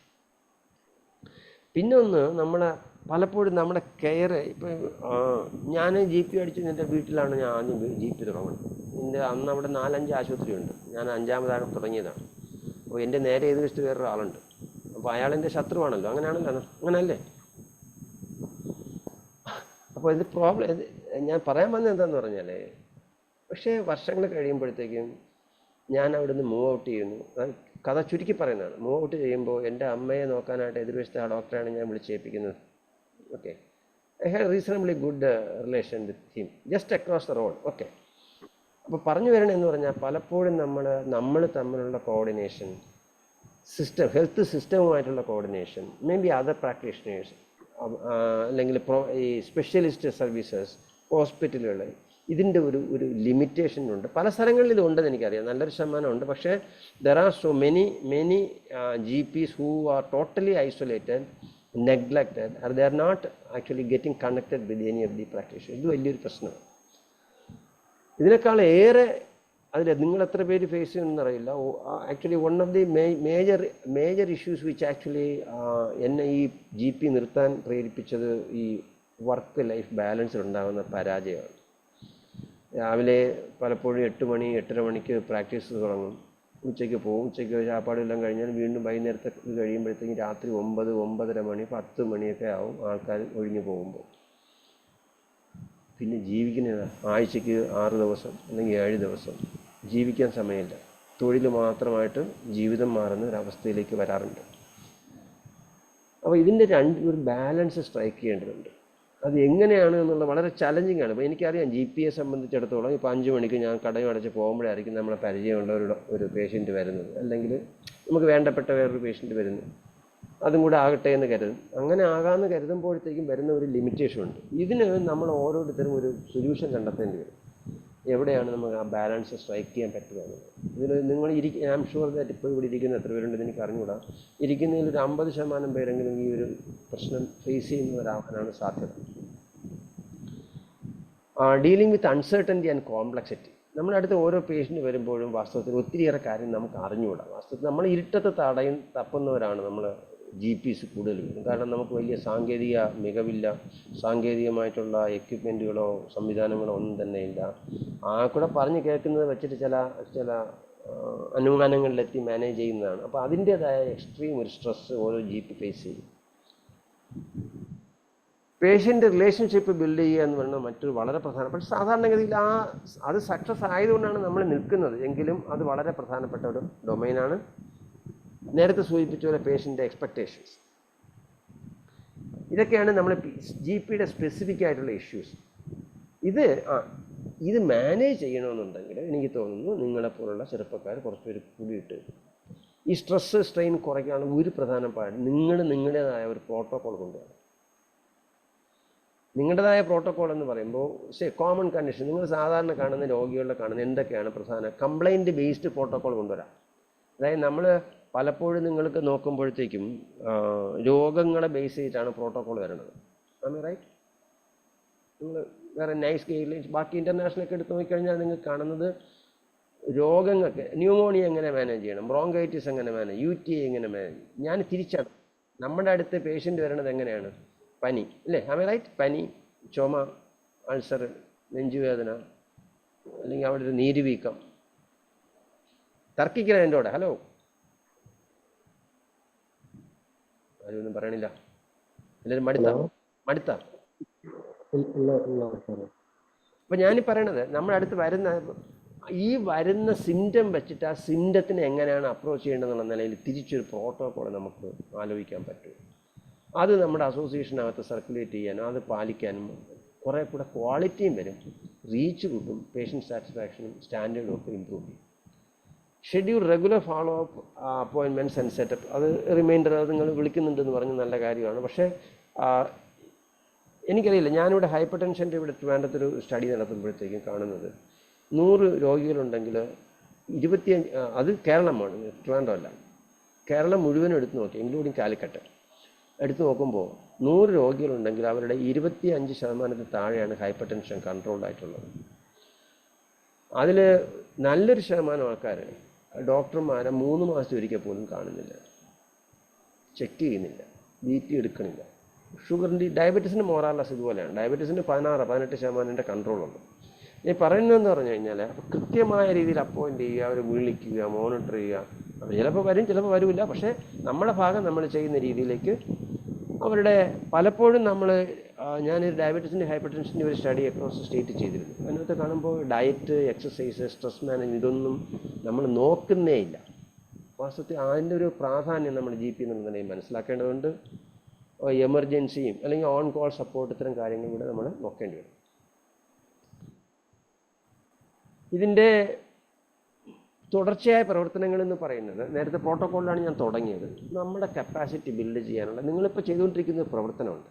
ആ പ്രവർത്തനം ഞാൻ നേരത്തെ പറഞ്ഞ പോലെ എങ്ങനെയാണ് അക്വയർ ചെയ്യുന്ന നോളജ് നമ്മുടെ ഡേ ടു ഡേ പ്രാക്ടീസിലേക്ക് ട്രാൻസ്ലേറ്റ് ചെയ്യുക എന്നുള്ളതിനെക്കുറിച്ച് ഗൗരവമായ ചർച്ച നടക്കേണ്ടതുണ്ട്.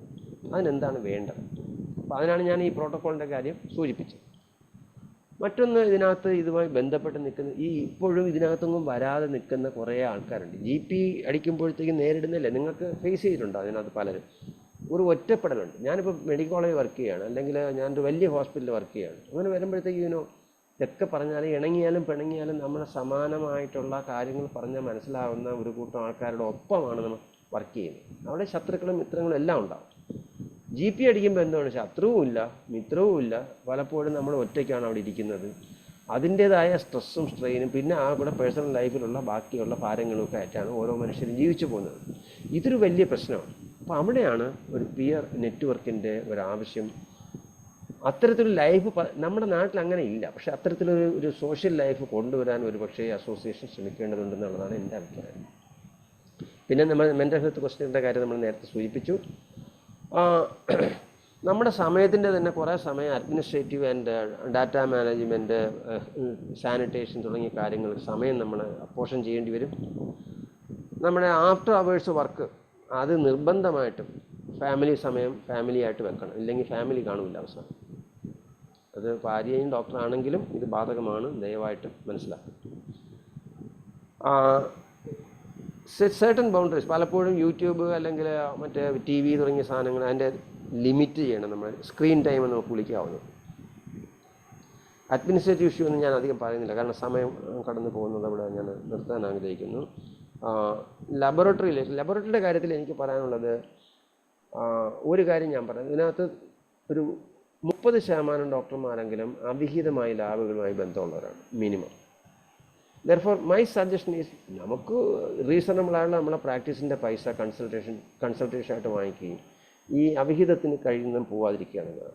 പക്ഷെ അങ്ങനെ വരുമ്പോൾ മറുവശത്തും കൂടെ ഉണ്ട്. എന്താണ്? ക്വാളിറ്റിയുള്ള ലാബുകൾ നമ്മുടെ പ്രധാനപ്പെട്ട ഒരു ഘടകമായി മാറേണ്ടതുണ്ട്.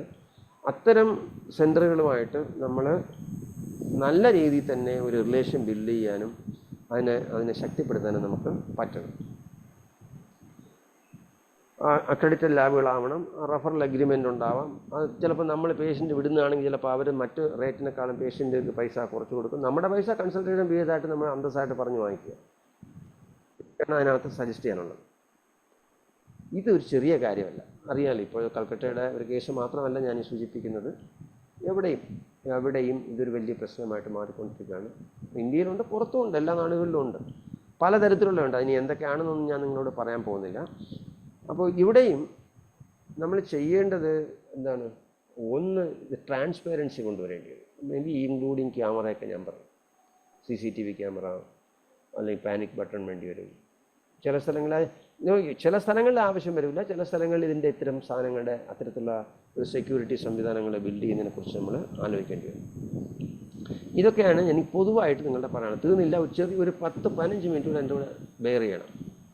ഇല്ല സാർ, നമ്മൾ 15 മിനിറ്റ് ലേറ്റ് സ്റ്റാർട്ട് ചെയ്തു. അപ്പോൾ 15-20 മിനിറ്റ് ലേറ്റ് ആയിട്ട്.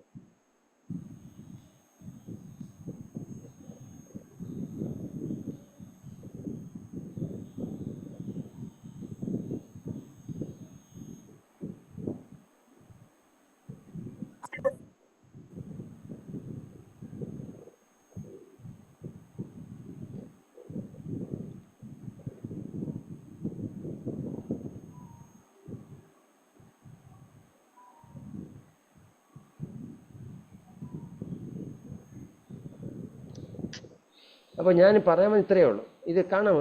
സ്ക്രീൻ കാണാമോ? ഹലോ, കാണുന്നില്ല അല്ലേ? ശരി ശരി. സ്ക്രീൻ കട്ടായി പോയി സർ. ഷെയർ ഇട്ടിട്ട്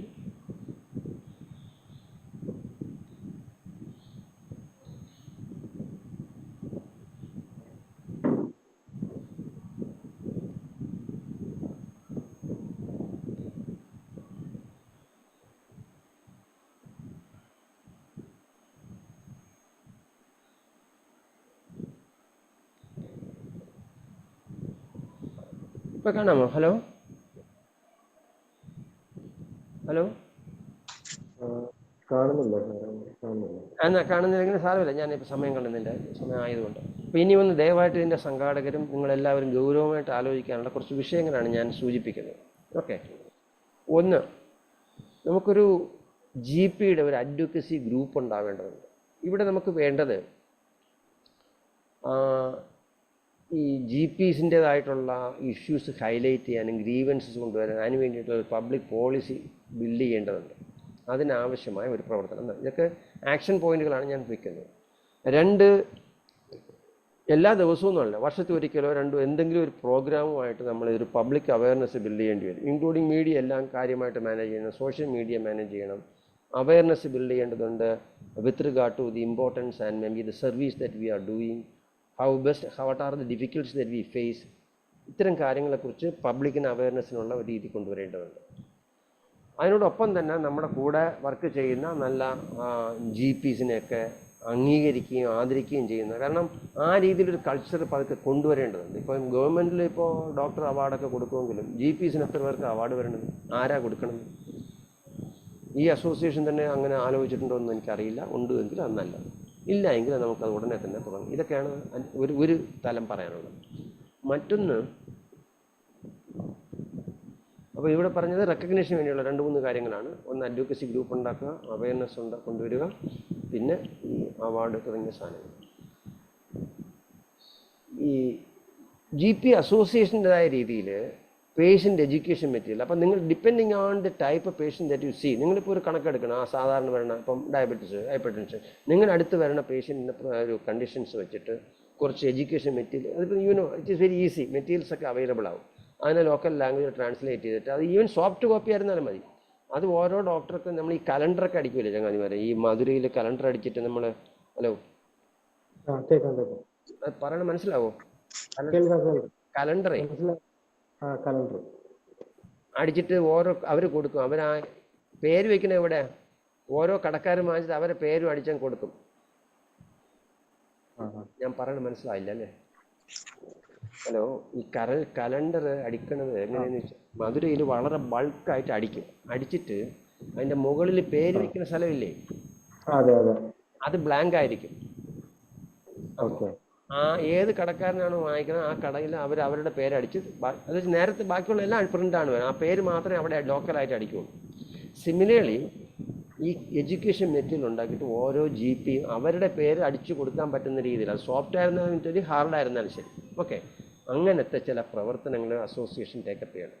ഇത് ലോക്കലായിട്ടുള്ള ആ GPയുടെ ക്രെഡിബിലിറ്റി വർദ്ധിപ്പിക്കാനും GPക്ക് തീർച്ചയായിട്ടും സ്വീകാര്യത കൂട്ടാനും സഹായിക്കുന്ന ഒരു കാര്യമാണ് ഈ പേഷ്യൻ്റ് എഡ്യൂക്കേഷൻ മെറ്റീരിയൽ. ഓക്കെ, അപ്പോൾ അത് ഇയാൾ പേഷ്യനോട് പറയുന്നതിനോടൊപ്പം ഈ മെറ്റീരിയലൂടെ കൊടുക്കുന്നു. സോഫ്റ്റ് കോപ്പി ആവും. ഇന്നത്തെ കാലത്ത് കൂടുതൽ പേര് ഇപ്പോൾ സോഫ്റ്റ് കോപ്പി ഉപയോഗിക്കുന്നവരുണ്ട്. പിന്നെ എനിക്ക് അറിഞ്ഞുകൂടാ, എല്ലാവരുടെയും കയ്യിൽ ഇപ്പോൾ വാട്സാപ്പോ അങ്ങനെയൊക്കെ ഉണ്ടാവണമെന്ന് നിർബന്ധമില്ല. എങ്കിലും ആ ദിശയിലേക്കാണ് കാര്യങ്ങൾ. കുറച്ച് പ്രിൻ്റ് ചെയ്യണമെങ്കിൽ പ്രിൻ്റ് ചെയ്യാനുള്ള റിസോഴ്സ് അവരൊരു കണ്ടുപിടിക്കുന്ന രീതി വെക്കണം, കമ്മ്യൂണിക്കേഷൻ. ദെൻ അത് കഴിഞ്ഞിട്ട് പിന്നെ വേണ്ടത് കമ്മ്യൂണിറ്റി ആൻഡ് സോഷ്യൽ എൻഗേജ്മെൻ്റ് ആണ്. ഈ പലപ്പോഴും GPസിനെ സംബന്ധിച്ച് ഹെൽത്ത് ക്യാമ്പുകളോ അല്ലെങ്കിൽ അവയർനെസ് പ്രോഗ്രാമിനൊക്കെ പോകാൻ വലിയ പ്രയാസമാണ്. കാരണം സമയം മാനേജ് ചെയ്യാൻ പ്രയാസം. അവിടെ അങ്ങോട്ടും ഇങ്ങോട്ടും to what extent we can help എന്നുള്ളതിനെക്കുറിച്ച് ആലോചിക്കണം. I can understand the competitiveness associated with the field. അല്ലെങ്കിൽ കുറച്ച് ഫാർ ഓഫ് പ്ലേസിലാണെങ്കിലും അങ്ങോട്ടും ഇങ്ങോട്ടും ഒക്കെ കുറച്ച് അത്തരത്തിലുള്ള മ്യൂച്വലി ഒന്ന് സപ്പോർട്ട് ചെയ്യാനായിട്ടുള്ള ചില പ്രവർത്തനങ്ങൾ നമ്മൾ നടത്തേണ്ടത്. ഞാൻ പറയുന്ന സ്പീഡ് കൂടി പോകുന്നുണ്ട്, പറയുന്നത് മനസ്സിലാവുന്നുണ്ടോ? ഹലോ, മനസ്സിലാവുന്നുണ്ട് സർ. അല്ല, ഇപ്പോഴേ നമ്മളിപ്പോൾ അടുത്തടുത്തിരിക്കുമ്പോൾ ചിലപ്പോൾ അങ്ങോട്ടും ഇങ്ങോട്ടും സപ്പോർട്ട് ചെയ്യുന്നത്, ചിലപ്പോൾ അങ്ങോട്ടും ഇങ്ങോട്ടും ആൾക്കാർ എങ്ങനെയാണെന്ന് അറിയാനൊക്കെ ഇല്ല, ചിലപ്പോൾ ജെൻറ്റിലാവണമെന്നില്ല. പക്ഷേ ഇത്തിരി ദൂരമെങ്കിലും നമുക്ക് എന്തെങ്കിലും കാര്യത്തിന് ആൾക്കാരെ സപ്പോർട്ട് ചെയ്യുന്ന ഒരു സംവിധാനം പരസ്പരം കൊണ്ടുവരേണ്ടതുണ്ട്. പാർട്ട്ണർഷിപ്പ് ആൻഡ് കമ്മ്യൂണിറ്റി ഓർഗനൈസേഷൻ പലപ്പോഴും ലോക്കലായിട്ടുള്ള ഓർഗനൈസേഷൻസ്, സ്കൂള്, ബിസിനസ്സുകൾ, GPസ് പലപ്പോഴും ഇത്തരം ഓർഗനൈസേഷനുമായിട്ട് ബന്ധപ്പെടാറില്ല. അവർ പലപ്പോഴും അവരുടെ പ്രാക്ടീസ് മാത്രമായിട്ടായിരിക്കും ഇരിക്കുക. എങ്കിലും ഞാൻ പറയുന്നത് കുറച്ച് സമയമെങ്കിലും വീക്കിലിയോ അല്ലെങ്കിൽ വൺസ് ഇൻ എ മന്ത് എങ്കിലും ലോക്കലായിട്ടുള്ള സ്കൂളുകൾ, അത് അവരുടെ GPയുടെ ക്രെഡിബിലിറ്റിയും GPയുടെ ക്ലയൻറ്റ് ബേസും വർദ്ധിപ്പിക്കുകയുള്ളൂ. അതുകൊണ്ട് ലോക്കൽ ഓർഗനൈസേഷനുമായിട്ട് ഏതൊക്കെയാണ് ബന്ധപ്പെടുത്താൻ പറ്റുക എന്നുള്ളത് നോക്കണം. നാലാമത്തെ പോയിന്റ് എന്ന് പറയുന്നത് ടെക്നോളജിയുമായി ബന്ധപ്പെട്ടതാണ്. അപ്പോൾ അത് നേരത്തെ പറഞ്ഞു, ടെലിമെഡിസിൻ നമുക്ക് ഉപയോഗിക്കാം, അല്ലെങ്കിൽ പേഷ്യൻറ്റുകൾക്ക് ഓൺ കോൾ ഫെസിലിറ്റി, അതൊക്കെ നിങ്ങളിപ്പോൾ ചെയ്യുന്നുണ്ടാവും. ഓൺ കോൾ ഫെസിലിറ്റി നമ്മൾ കൊടുക്കുന്നു. നമുക്ക് പക്ഷേ പഠിക്കാനും നമുക്ക് സംശയം ചോദിക്കാനുമായിട്ടുള്ള സ്പെഷ്യലിസ്റ്റുകളെയോ മറ്റേതെങ്കിലും തരത്തിലുള്ള ഹോസ്പിറ്റൽ സംവിധാനങ്ങളുമായിട്ട് അറ്റാച്ച് ചെയ്യുന്നതിനെക്കുറിച്ച് നമ്മൾ ആലോചിക്കേണ്ടതുണ്ട്. ഡിജിറ്റൽ റെക്കോർഡ്, പിന്നെ മിക്കവാറും ഈ റെക്കോർഡ് കീപ്പിംഗ് ഒക്കെ നിങ്ങൾ മിക്കവാറും ഡിജിറ്റൽ തന്നെ ആയിരിക്കും ഇപ്പോൾ ചെയ്യുക. അതിനകത്ത് ഞാൻ വേറെ പ്രതീക്ഷിക്കുന്നില്ല. പറയൂ. സാറ് പറഞ്ഞില്ലേ നമുക്ക് എന്താ പറയാ സ്കില്ല് ഡെവലപ്പ് ചെയ്യാൻ വേണ്ടിയിട്ട് ചുറ്റുമുള്ള ഇൻസ്റ്റിറ്റ്യൂഷൻസ് ആയിട്ട് ഒന്ന് കൊളാബറേറ്റ് ചെയ്തിട്ട് സെഷൻസ് വെക്കാൻ പറ്റുന്നതിനെ പറ്റിയിട്ട്. അത് സാറിന് നമ്മള് വളരെയധികം ഹെൽപ്പ് ചെയ്യാൻ പറ്റുമെന്ന് തോന്നുന്നു. നമ്മള് നേരത്തെ നമ്മൾ സാറുമായിട്ട് സംസാരിച്ചപ്പോൾ സാറ് പറഞ്ഞിട്ടുണ്ടായിരുന്നു ഇതിനു മുമ്പ് ഇതുപോലെ GPസിന് സ്കില്ല് ഡെവലപ്പ് ചെയ്യാൻ വേണ്ടിയിട്ട് മെഡിക്കൽ കോളേജുമായിട്ട് അസോസിയേറ്റ് ചെയ്ത് ഇവന്റ്സ് കണ്ടക്ട് ചെയ്തിട്ടുണ്ടായിരുന്നു എന്നുള്ളത്. പിന്നീട് എങ്ങനെയൊക്കെയോ അത് നിന്നുപോയി. സാർ അതിനെ പറ്റി ഒന്ന് പറഞ്ഞുതരാമോ? അല്ല, നമുക്ക് 2-3 രീതിയിലാണ് ചെയ്യാൻ പറ്റുന്നത്. ഒന്നെന്ന് പറഞ്ഞാൽ ഓരോ GPക്കും അവരുടേതായ ഒരു കൺസൾട്ട് ചെയ്യാനുള്ള ഫെസിലിറ്റീസ് നേരത്തെ അറേഞ്ച് ചെയ്ത് വെക്കുകയാണെങ്കിൽ ഫീ സ്പ്ലിറ്റിംഗ് അല്ല ഞാൻ ഉദ്ദേശിക്കുന്നത്. നമുക്കറിയാവുന്ന, നമ്മളെ റെസ്പെക്ട് ചെയ്യുന്ന, നമ്മൾ അംഗീകരിക്കുന്നവർ അങ്ങോട്ടും ഇങ്ങോട്ടുമായിട്ടുള്ള അവരുടെ സാറേ ഇതെന്താണ് ചെയ്യേണ്ടതെന്ന് ചോദിച്ചാൽ ഇത്തരത്തിലുള്ള ഒരു ബന്ധം 1-to-1 ആണ്. മറ്റൊന്ന് കളക്റ്റീവായിട്ടുള്ളതാണ്. കളക്റ്റീവായിട്ട് അസോസിയേഷൻ്റെ നേതൃത്വത്തിൽ നമുക്ക് ചെയ്യാൻ പറ്റുന്ന ഒരു പ്രവർത്തനമാണ്. അതായത് ഇപ്പോൾ നമുക്ക് വരുന്ന, ഇപ്പോൾ ഉദാഹരണമായിട്ട് നിങ്ങൾ തന്നെ ഇരിക്കണം, ഒരു മാസം വരുന്ന പേഷ്യൻറ്റിൻ്റെ പ്രൊഫൈൽ എടുക്കണം. ഇപ്പോൾ ഡയബറ്റീസ് ആയിരുന്നാലും ഹൈപ്പർ ടെൻഷൻ ആയിരുന്നാലും അല്ലെങ്കിൽ മറ്റെന്തെങ്കിലും I don't know what condition that brings them to you. ഈ കണ്ടീഷൻ്റെ ഒരു ഫ്രീക്വൻസി എടുത്തിട്ട് നമുക്ക് ഇതിനകത്ത് 1 by 1 ഇതെങ്ങനെയാണ് കൈകാര്യം. ഇപ്പോൾ നേരത്തെ തന്നെ നിങ്ങളുടെ ആരോ ലേഡിയൊക്കെ പറഞ്ഞു, അതാ 30-ൽ 15 പേര് മെൻ്റൽ ഇഷ്യൂസ് ഉള്ളവരാണെന്ന് പറയുന്നത്. അപ്പോൾ നമുക്ക് എങ്ങനെയാണ് ഒരു GPയുടെ ലെവലിൽ മെൻ്റൽ ഹെൽത്ത് കണ്ടീഷൻസിനെ സ്ക്രീൻ ചെയ്യുക, എങ്ങനെയാണ് നമുക്ക് അതിനെ മാനേജ് ചെയ്യുക, അല്ലെങ്കിൽ അവരെ ആ പേഷ്യൻറ്റിനെ നമുക്ക് എങ്ങനെ മാനേജ് ചെയ്യണമെന്നും. അപ്പോൾ ഇത് നമുക്ക് റെഗുലറായിട്ടൊരു ഫീച്ചറാക്കി നമുക്ക് മാറ്റാൻ പറ്റും. അപ്പോൾ നമ്മൾ എല്ലാ ദിവസവും എന്നുള്ളതല്ല, ഇപ്പോൾ ആഴ്ചയ്ക്കൊരിക്കലോ മാസത്തിലൊരിക്കലോ ഒക്കെ ആയിരിക്കും നമ്മളിങ്ങനെ കൂടുന്നത്. ഇതിങ്ങനെ അവിടെ കിട്ടുന്ന പ്രവർത്തനം നമ്മളെ പ്രാക്ടീസിലേക്ക് പകർത്തുന്ന രീതിയിലേക്ക് തീർച്ചയായിട്ടും നമുക്കതിന് ഒരു പ്രോഗ്രാം ബിൽഡ് ചെയ്യാൻ ഈസിയാണ്, വളരെ ഈസിയാണ്. കാരണം നമുക്കിപ്പോൾ കാർഡിയോളജി ആയിരുന്നാലും ന്യൂറോളജി ആയിരുന്നാലും നെഫ്രോളജി ആയിരുന്നാലും ഹെപ്പറ്റോളജി എല്ലാ സ്പെഷ്യാലിറ്റിയിലുള്ള ആൾക്കാരും നമുക്ക് ഇതിന് കിട്ടും. കാരണം നല്ല മനുഷ്യരുണ്ട് ഈ നാട്ടിൽ, വളരെ കുറവൊന്നുമല്ല, അവർ കൂടുതലാണെങ്കിലേ ഉള്ളൂ. അപ്പോൾ അവരുടെ പൊട്ടൻഷ്യൽ നമുക്ക് ടാപ്പ് ചെയ്യാൻ പറ്റുന്ന രീതിയിലേക്ക് നമുക്ക് മാറ്റാം. നിങ്ങൾക്കുള്ള സംശയങ്ങളെല്ലാം ആ വിഷയത്തിൽ അത് അവർക്ക് നേരത്തെ എഴുതി കൊടുക്കുന്നു. ഇതേപോലെ തന്നെ ഒരു പ്ലാറ്റ്ഫോമിൽ അവരെ കൊണ്ടുവരിക, ചോദിക്കുക, സംസാരിക്കുക, നമുക്കങ്ങനെ ബിൽഡ് ചെയ്യാൻ പറ്റുമോ, അതാണ് ഉദ്ദേശിച്ചത്. I hope I'm clear ആണോ? Then work place safety and violence prevention, അത് വളരെ അവിടെയും ഈ പലപ്പോഴും എന്നെ ഒരാൾ വന്ന് അടിച്ചിട്ട് പോയാൽ ഞാൻ ഒറ്റയ്ക്കാണ് അടിക്കൊള്ളുന്നത്, അത് എനിക്കെന്തോ നാണക്കേടാന്നുള്ള നിലയിലിരിക്കും, ബാക്കിയുള്ളവരെല്ലാം പറഞ്ഞു ചിരിക്കുന്ന രീതിയിലേക്കാണ് വരുന്നത്. അവിടെ ഞാൻ പറയുന്നത്, ഇവിടെ ഇന്നത്തെ നാരായണ ഗുരു പറഞ്ഞത് തന്നെയാണ്, സംഘടിച്ച് ശക്തരാകുക, വേറെ വഴിയൊന്നുമില്ല. ഓക്കെ, സംഘടിക്കുക. പിന്നെ സേഫ്റ്റി മെഷേഴ്സ് നേരത്തെ പറഞ്ഞ പോലെ CCTVയോ മറ്റ് സെക്യൂരിറ്റി കാര്യങ്ങളോ നമ്മളവിടെ ഇതൊക്കെ ആക്ഷൻ പോയിന്റുകളായിട്ട് മാറേണ്ടതാണ്. പിന്നെ പലപ്പോഴും കൗൺസിലിങ്ങോ പിയർ സപ്പോർട്ടൊക്കെ നേരത്തെ സൂചിപ്പിച്ചത്, ലീഗൽ പ്രൊട്ടക്ഷന് വേണ്ടിയിട്ടുള്ള അഡ്വക്കസി നമുക്ക് ചെയ്യേണ്ടതുണ്ട്. ഇതൊക്കെയും സേഫ്റ്റിയുമായി ബന്ധപ്പെട്ട കാര്യം. ഇതെല്ലാം ഞാൻ പറഞ്ഞ അസോസിയേഷൻ്റെ ആക്ഷൻ പോയിന്റുകളാണ്. ഞാൻ വേണമെങ്കിൽ ഇത് അയച്ചു തരാൻ എന്തൊക്കെ ചെയ്യാൻ പറ്റുമെന്നുള്ളത്. പിന്നെ work life balance, burning out വലിയൊരു പ്രശ്നമാണ്. എനിക്കറിയില്ല, നിങ്ങളെല്ലാം ചെറുപ്പക്കാരാണ്. കുറേ കാലം ഈ പണി ചെയ്ത് ഒരു സ്റ്റേജ് എത്തുമ്പോൾ ഉണ്ടല്ലോ, പിന്നെ ആൾക്കാർ ബേൺഡ് ഔട്ടാണ്, മടുക്കും. ഈ മടുത്ത് കഴിയുമ്പോൾ എന്ത് വെച്ചാൽ പുരുഷന്മാരാണെങ്കിൽ നല്ലൊരു ശതമാനവും കള്ളുകൂടിയിലേക്ക് മാറും, ജീവിതം തരും, കുടുംബം തരും. അവസാനം എൻ്റെ ക്ലാസ്മേറ്റ് ഒരാളിന് ഇത് പറ്റിയിട്ടാണ് എൻ്റെ സങ്കടം എനിക്കിപ്പോഴും ഉണ്ട്. വളരെ സങ്കടകരമായ ഒരവസ്ഥയായിരുന്നു. ഒരു സ്റ്റേജ് കഴിയുമ്പോൾ ഈ ഒറ്റപ്പെടൽ, ലോൺലിനെസ്, കോണ്ടാക്റ്റ് ഇല്ല, സ്കിൽ സെറ്റ് പതുക്കെ കുറഞ്ഞു വരും. നിങ്ങളെല്ലാം ഇപ്പോൾ റീസെൻ്റായിട്ടൊക്കെ പാസ്സായിട്ടുള്ള കുട്ടികളാണ്.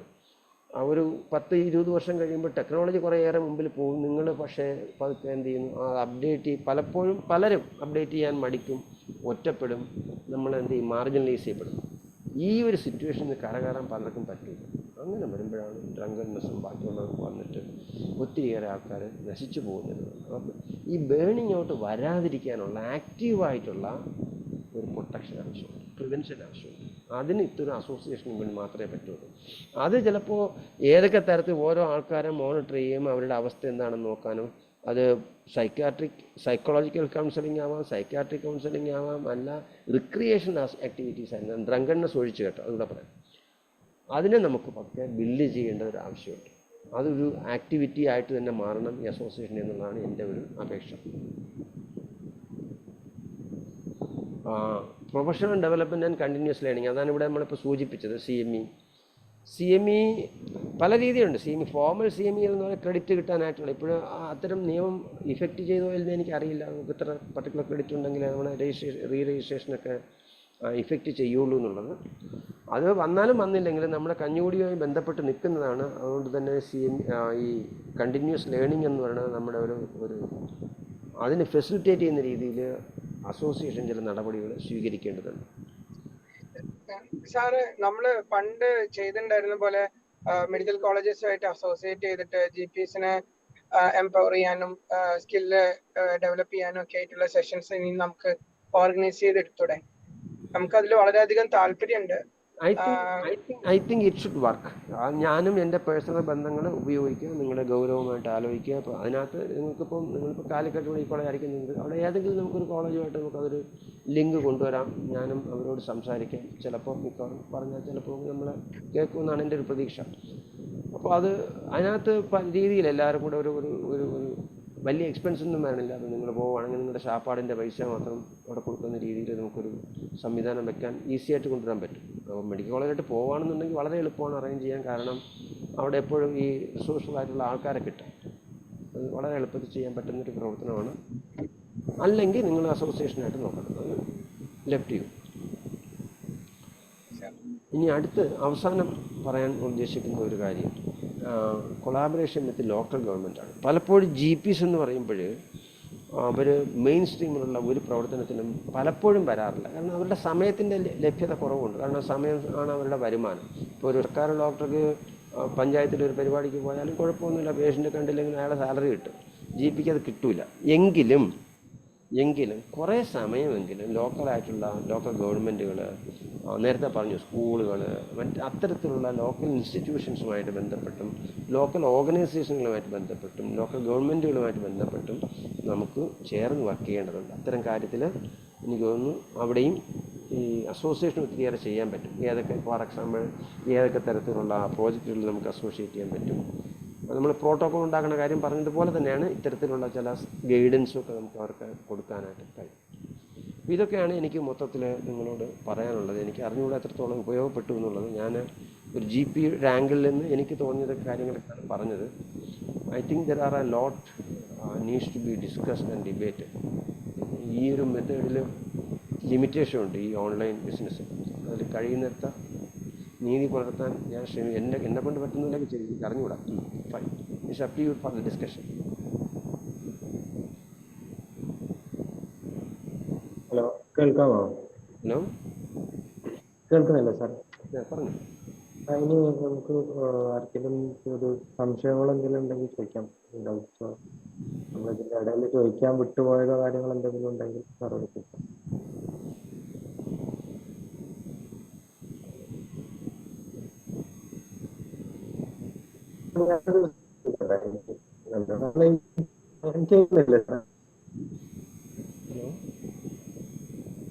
ഹലോ, കേൾക്കുന്നില്ലേ?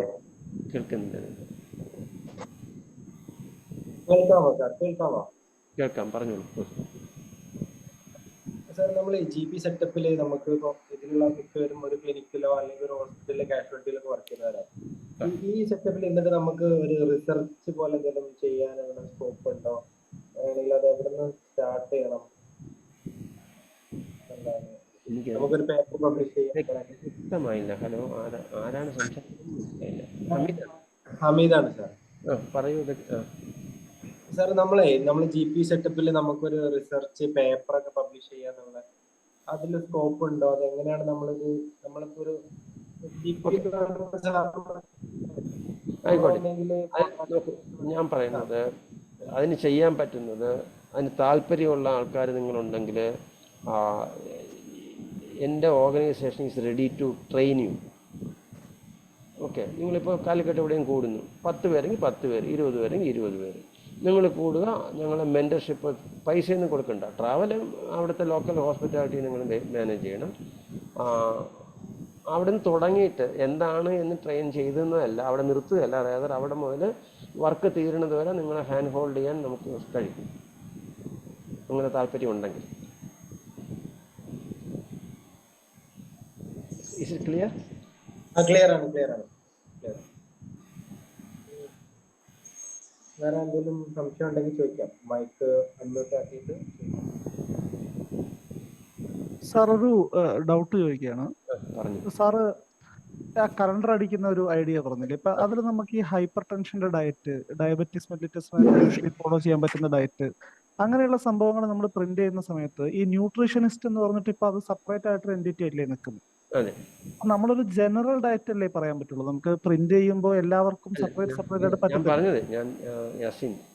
ഞാൻ പറഞ്ഞത് ഒരു മെത്തേഡാണ്. അസോസിയേഷൻ എന്ത് ചെയ്യണം? നമ്മൾ GP അസോസിയേഷൻ നമ്മൾ പ്രധാനപ്പെട്ട ഏതൊക്കെ മേഖലയിലാണ് എഡ്യൂക്കേഷൻ മെറ്റീരിയൽ കൊണ്ടുവരേണ്ടതെന്ന് അസോസിയേഷൻ തീരുമാനിക്കണം.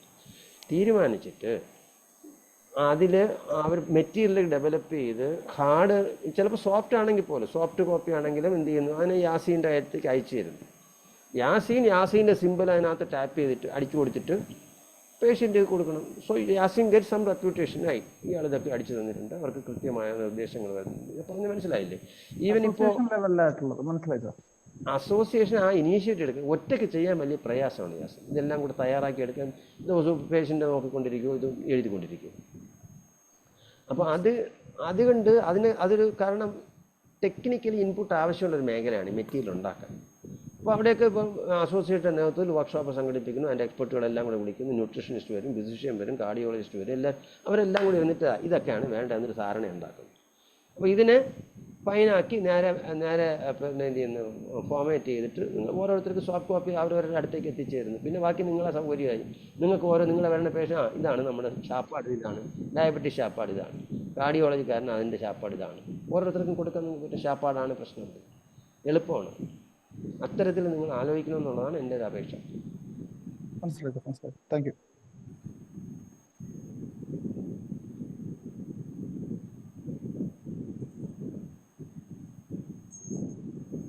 ആർക്കെങ്കിലും സംശയം ചോദിക്കാന്നുണ്ടെങ്കിൽ മൈക്ക് അൺമ്യൂട്ട് ആക്കിയിട്ട് ചോദിക്കാം.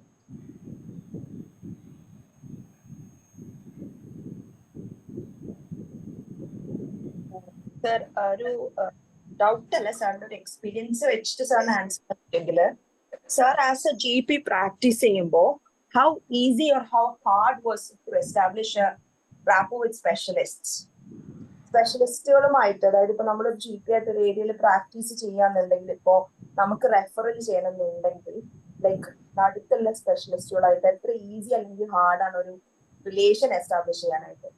Because overall for a safe practice അതൊരു നല്ല കാര്യമാണല്ലോ, നമുക്ക് ഇന്നടുത്തേക്ക് റെഫർ ചെയ്യാൻ പോയിന്റ് ഉണ്ടെങ്കിൽ. തീർച്ചയായിട്ടും. പക്ഷെ അവിടെ മോളെ എനിക്കുള്ള ഒരു അഡ്വാൻറ്റേജ്, ഇപ്പം നിങ്ങൾക്കും അത് ആ സ്ട്രെങ്ത് കാണും. ഇപ്പം നിങ്ങളുടെ കൂടെ പഠിച്ചവർ എന്നെ മിക്കവാറും പലരും ഒക്കെ PG ഒക്കെ എടുത്തിട്ടുള്ളവർ ചുറ്റും നമ്മളുമായിട്ട് നല്ല ടേംസ് ഉള്ളവരുണ്ടാവില്ലേ? Get in touch with those people. അവരാണ് നമുക്ക് തുടക്കത്തിൽ എന്താണെന്നല്ല, അത് കഴിയുമ്പോൾ നമുക്ക് ബാക്കി ഫ്രണ്ട്ഷിപ്പ് ഉണ്ടാക്കിയെടുക്കാൻ നമുക്ക് ഒറ്റ GP അടിച്ചുകൊണ്ടിരിക്കും വലിയ പ്രയാസമാണ്. പുതിയ ഫ്രണ്ട്ഷിപ്പും സ്പെഷ്യലിസ്റ്റ് ചിലപ്പോൾ കിട്ടിയെന്നിരിക്കും, കിട്ടിയ ഭാഗ്യം. അല്ലെങ്കിൽ നമുക്ക് നിലവിലുള്ള ഇത്തരത്തിലുള്ള റിസോഴ്സിനെ നമ്മൾ ടാപ്പ് ചെയ്യണം എന്നുള്ളതാണ് എൻ്റെ സജഷൻ. പ്രത്യേകിച്ചും ഇപ്പം നഗരപ്രദേശങ്ങളൊക്കെ ആണെങ്കിൽ സ്പെഷ്യലിസ്റ്റുകളെ പെട്ടെന്ന് കിട്ടാൻ എളുപ്പമാണ്. ഈ റൂറൽ സൈഡിൽ റിമോട്ട് പ്ലേസിലൊക്കെ ഇരിക്കണമെങ്കിൽ നമുക്കൊരു പെട്ടെന്ന് ആരെയും കിട്ടണമെന്ന് നിർബന്ധമൊന്നുമില്ല. അപ്പം നമുക്ക് നമ്മുടെ പഴയ ക്ലാസ്മേറ്റുകളൊക്കെ അത് തപ്പിയെടുത്ത് സഹായിക്കുമെന്ന് ചോദിച്ചാൽ ചിലർ സഹായിക്കാൻ തയ്യാറാകും. അത്തരം ആൾക്കാരെ നമ്മൾ എടുക്കുക. അപ്പോൾ അവർ ലോകത്തിൻ്റെ ഏത് മൂലയിൽ ഇരുന്നാലും നമുക്ക് അവരെ ടാപ്പ് ചെയ്യാമല്ലോ ഇന്നത്തെ കാലത്ത്.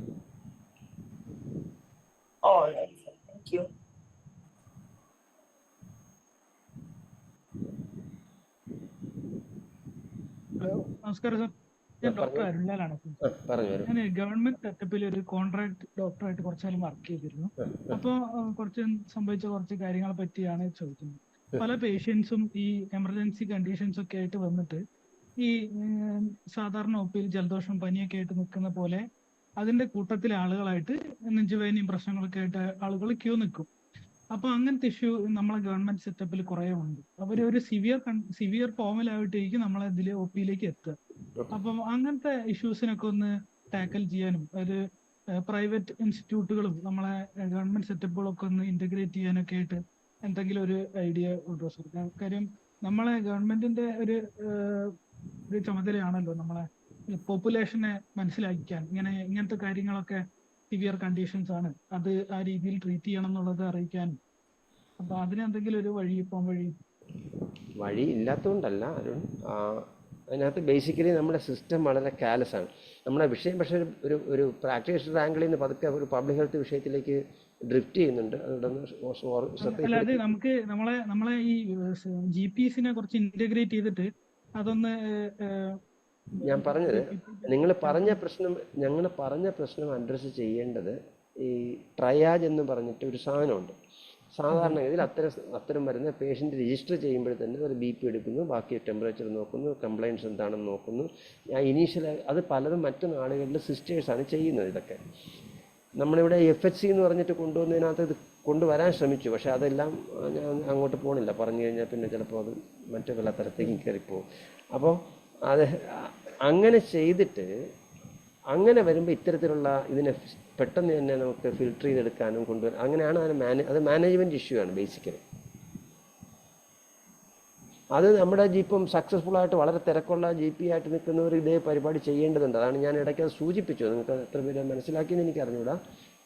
നമുക്ക് ഒരു സിസ്റ്ററോ ആരെങ്കിലും അതിനകത്ത് പേഷ്യൻറ്റുകളെ നോക്കാനും റിസീവ് ചെയ്യാനും ഇത്തരം കാര്യങ്ങൾ ചെക്ക് ചെയ്തിട്ട് അവർക്കറിയാം ഇത് എമർജൻസി ആണെന്നുണ്ടെങ്കിൽ അവർക്ക് പെട്ടെന്ന് തന്നെ ക്യൂ ബൈപ്പാസ് ചെയ്തുകൊണ്ട് ഡോക്ടറെ അടുത്തേക്ക് കൊണ്ടുവരാൻ അവർക്ക് കഴിയണം. പക്ഷെ അത് നമുക്ക് ഈ നമ്മൾ ഗവൺമെന്റുമായിട്ട് അസോസിയേറ്റ് ചെയ്തിട്ട് തന്നെ ഈ GPസിലേക്ക് കുറച്ച് പേഷ്യൻസിനെ എത്തിക്കാൻ പറ്റുന്ന രീതിയിൽ ഇങ്ങനെ എമർജൻസി കണ്ടീഷൻസ് ഒക്കെ ഉണ്ടെങ്കിൽ അത് അടുത്തുള്ള ആശുപത്രിയിൽ കാണിക്കുക എന്നുള്ള രീതിയിൽ നമുക്ക് ഇംപ്ലിമെന്റ് ചെയ്യാൻ പറ്റും. മീൻസ് അങ്ങനെ GPs ആയിട്ട്. അതാണ് ഞാൻ ആദ്യം തുടക്കത്തിൽ പറഞ്ഞു. അത് പക്ഷേ എനിക്ക് ഫലപ്രദമായി പറഞ്ഞ് മനസ്സിലാക്കാൻ പറ്റാത്തതുകൊണ്ടായിരിക്കും. കാരണം പല സ്റ്റേറ്റുകളിലും രാജ്യങ്ങളിലും ഈ GPസിനെ അംഗീകരിക്കുന്നുണ്ട്. അവരും സിസ്റ്റത്തിൻ്റെ ഭാഗമായിട്ട് വെച്ചുകൊണ്ട് പ്രത്യേകം റിമോട്ട് ഇൻഅക്സസിബിൾ പ്ലേസിൽ GP സെറ്റ് ചെയ്യാൻ അവരിങ്ങോട്ട് ഫിനാൻഷ്യൽ സപ്പോർട്ട് അടക്കം കൊടുക്കും. ഓക്കെ, അപ്പോൾ ഇവിടെയും നമുക്ക് വാസ്തവത്തിൽ ഇപ്പോഴത്തെ ആ അതാണ് ഞാൻ GPയുടെ റിലവൻസ് മുതൽ തുടങ്ങിയതിൻ്റെ റീസൺ അതുകൊണ്ടാണ്. അതിനെ അംഗീകരിച്ചുകൊണ്ട് തന്നെ അപ്പോൾ നമുക്കും അത്തരത്തിലുള്ള സിസ്റ്റത്തിൻ്റെ ഒരു അക്സെപ്റ്റൻസ് കിട്ടിയാൽ മതി, ഒരു അക്നോളജ്മെൻറ്റ് കിട്ടിയാൽ തന്നെ നമ്മളെ പലരും വാസ്തവത്തിൽ കഞ്ഞി കുടിക്കാനുള്ള മാർഗം അതുകൊണ്ട് കണ്ടെത്തും. അപ്പോൾ ആ ഒരു സംവിധാനം. പക്ഷെ അത് അരുണോ വിജയകുമാറോ പറഞ്ഞ ആരും കേൾക്കില്ല. അവിടെയാണ് ഈ കളക്റ്റീവായിട്ട് നമ്മൾ ചിന്തിക്കുകയും അഡ്വക്കസി ഗ്രൂപ്പ് വേണമെന്നും പറഞ്ഞതിൻ്റെ അടിസ്ഥാനം.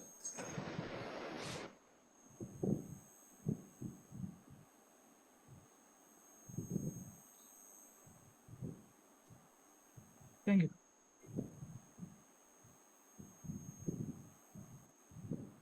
ആർക്കെങ്കിലും ചോദ്യം ചോദിക്കാനുണ്ടോ? Questions doubts?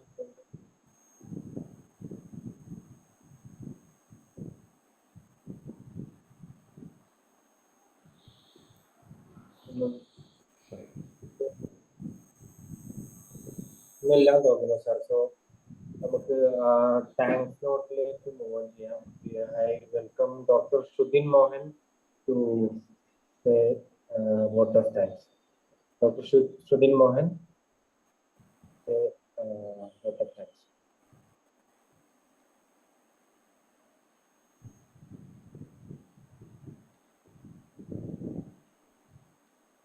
ഹലോ ശ്രുതിൻ. നിതത്തെ കേൾക്കാമോ? ഹലോ ഹലോ ഹലോ കേൾക്കാവുന്ന ഒരു വോട്ട് ഓഫ് താങ്ക്സ് പറയണം. ശ്രുതിൻ മോഹൻ ആയിരുന്നു പറഞ്ഞിരുന്നത്. ഇപ്പോ phone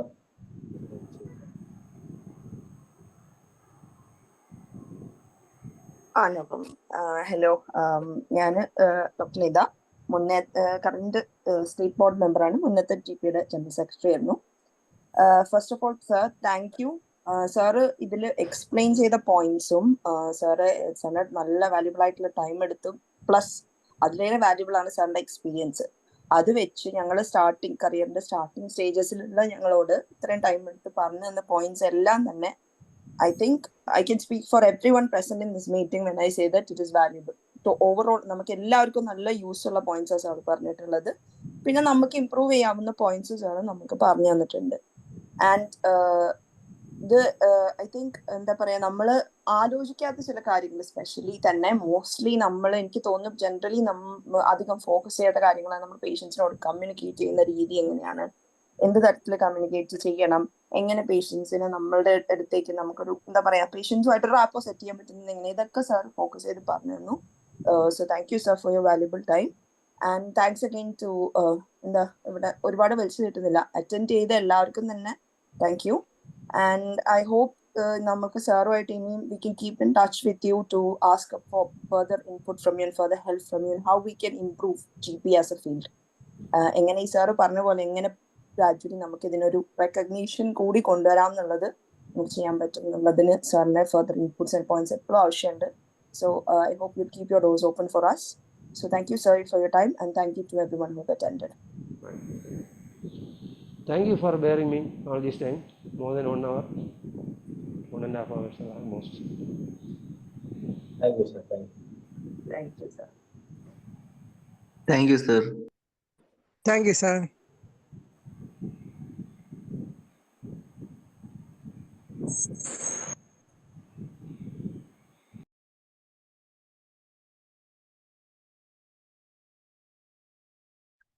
Thank you so much, everyone. Good night. Good night. Good night. Thanks all. Good night. Thank you, sir.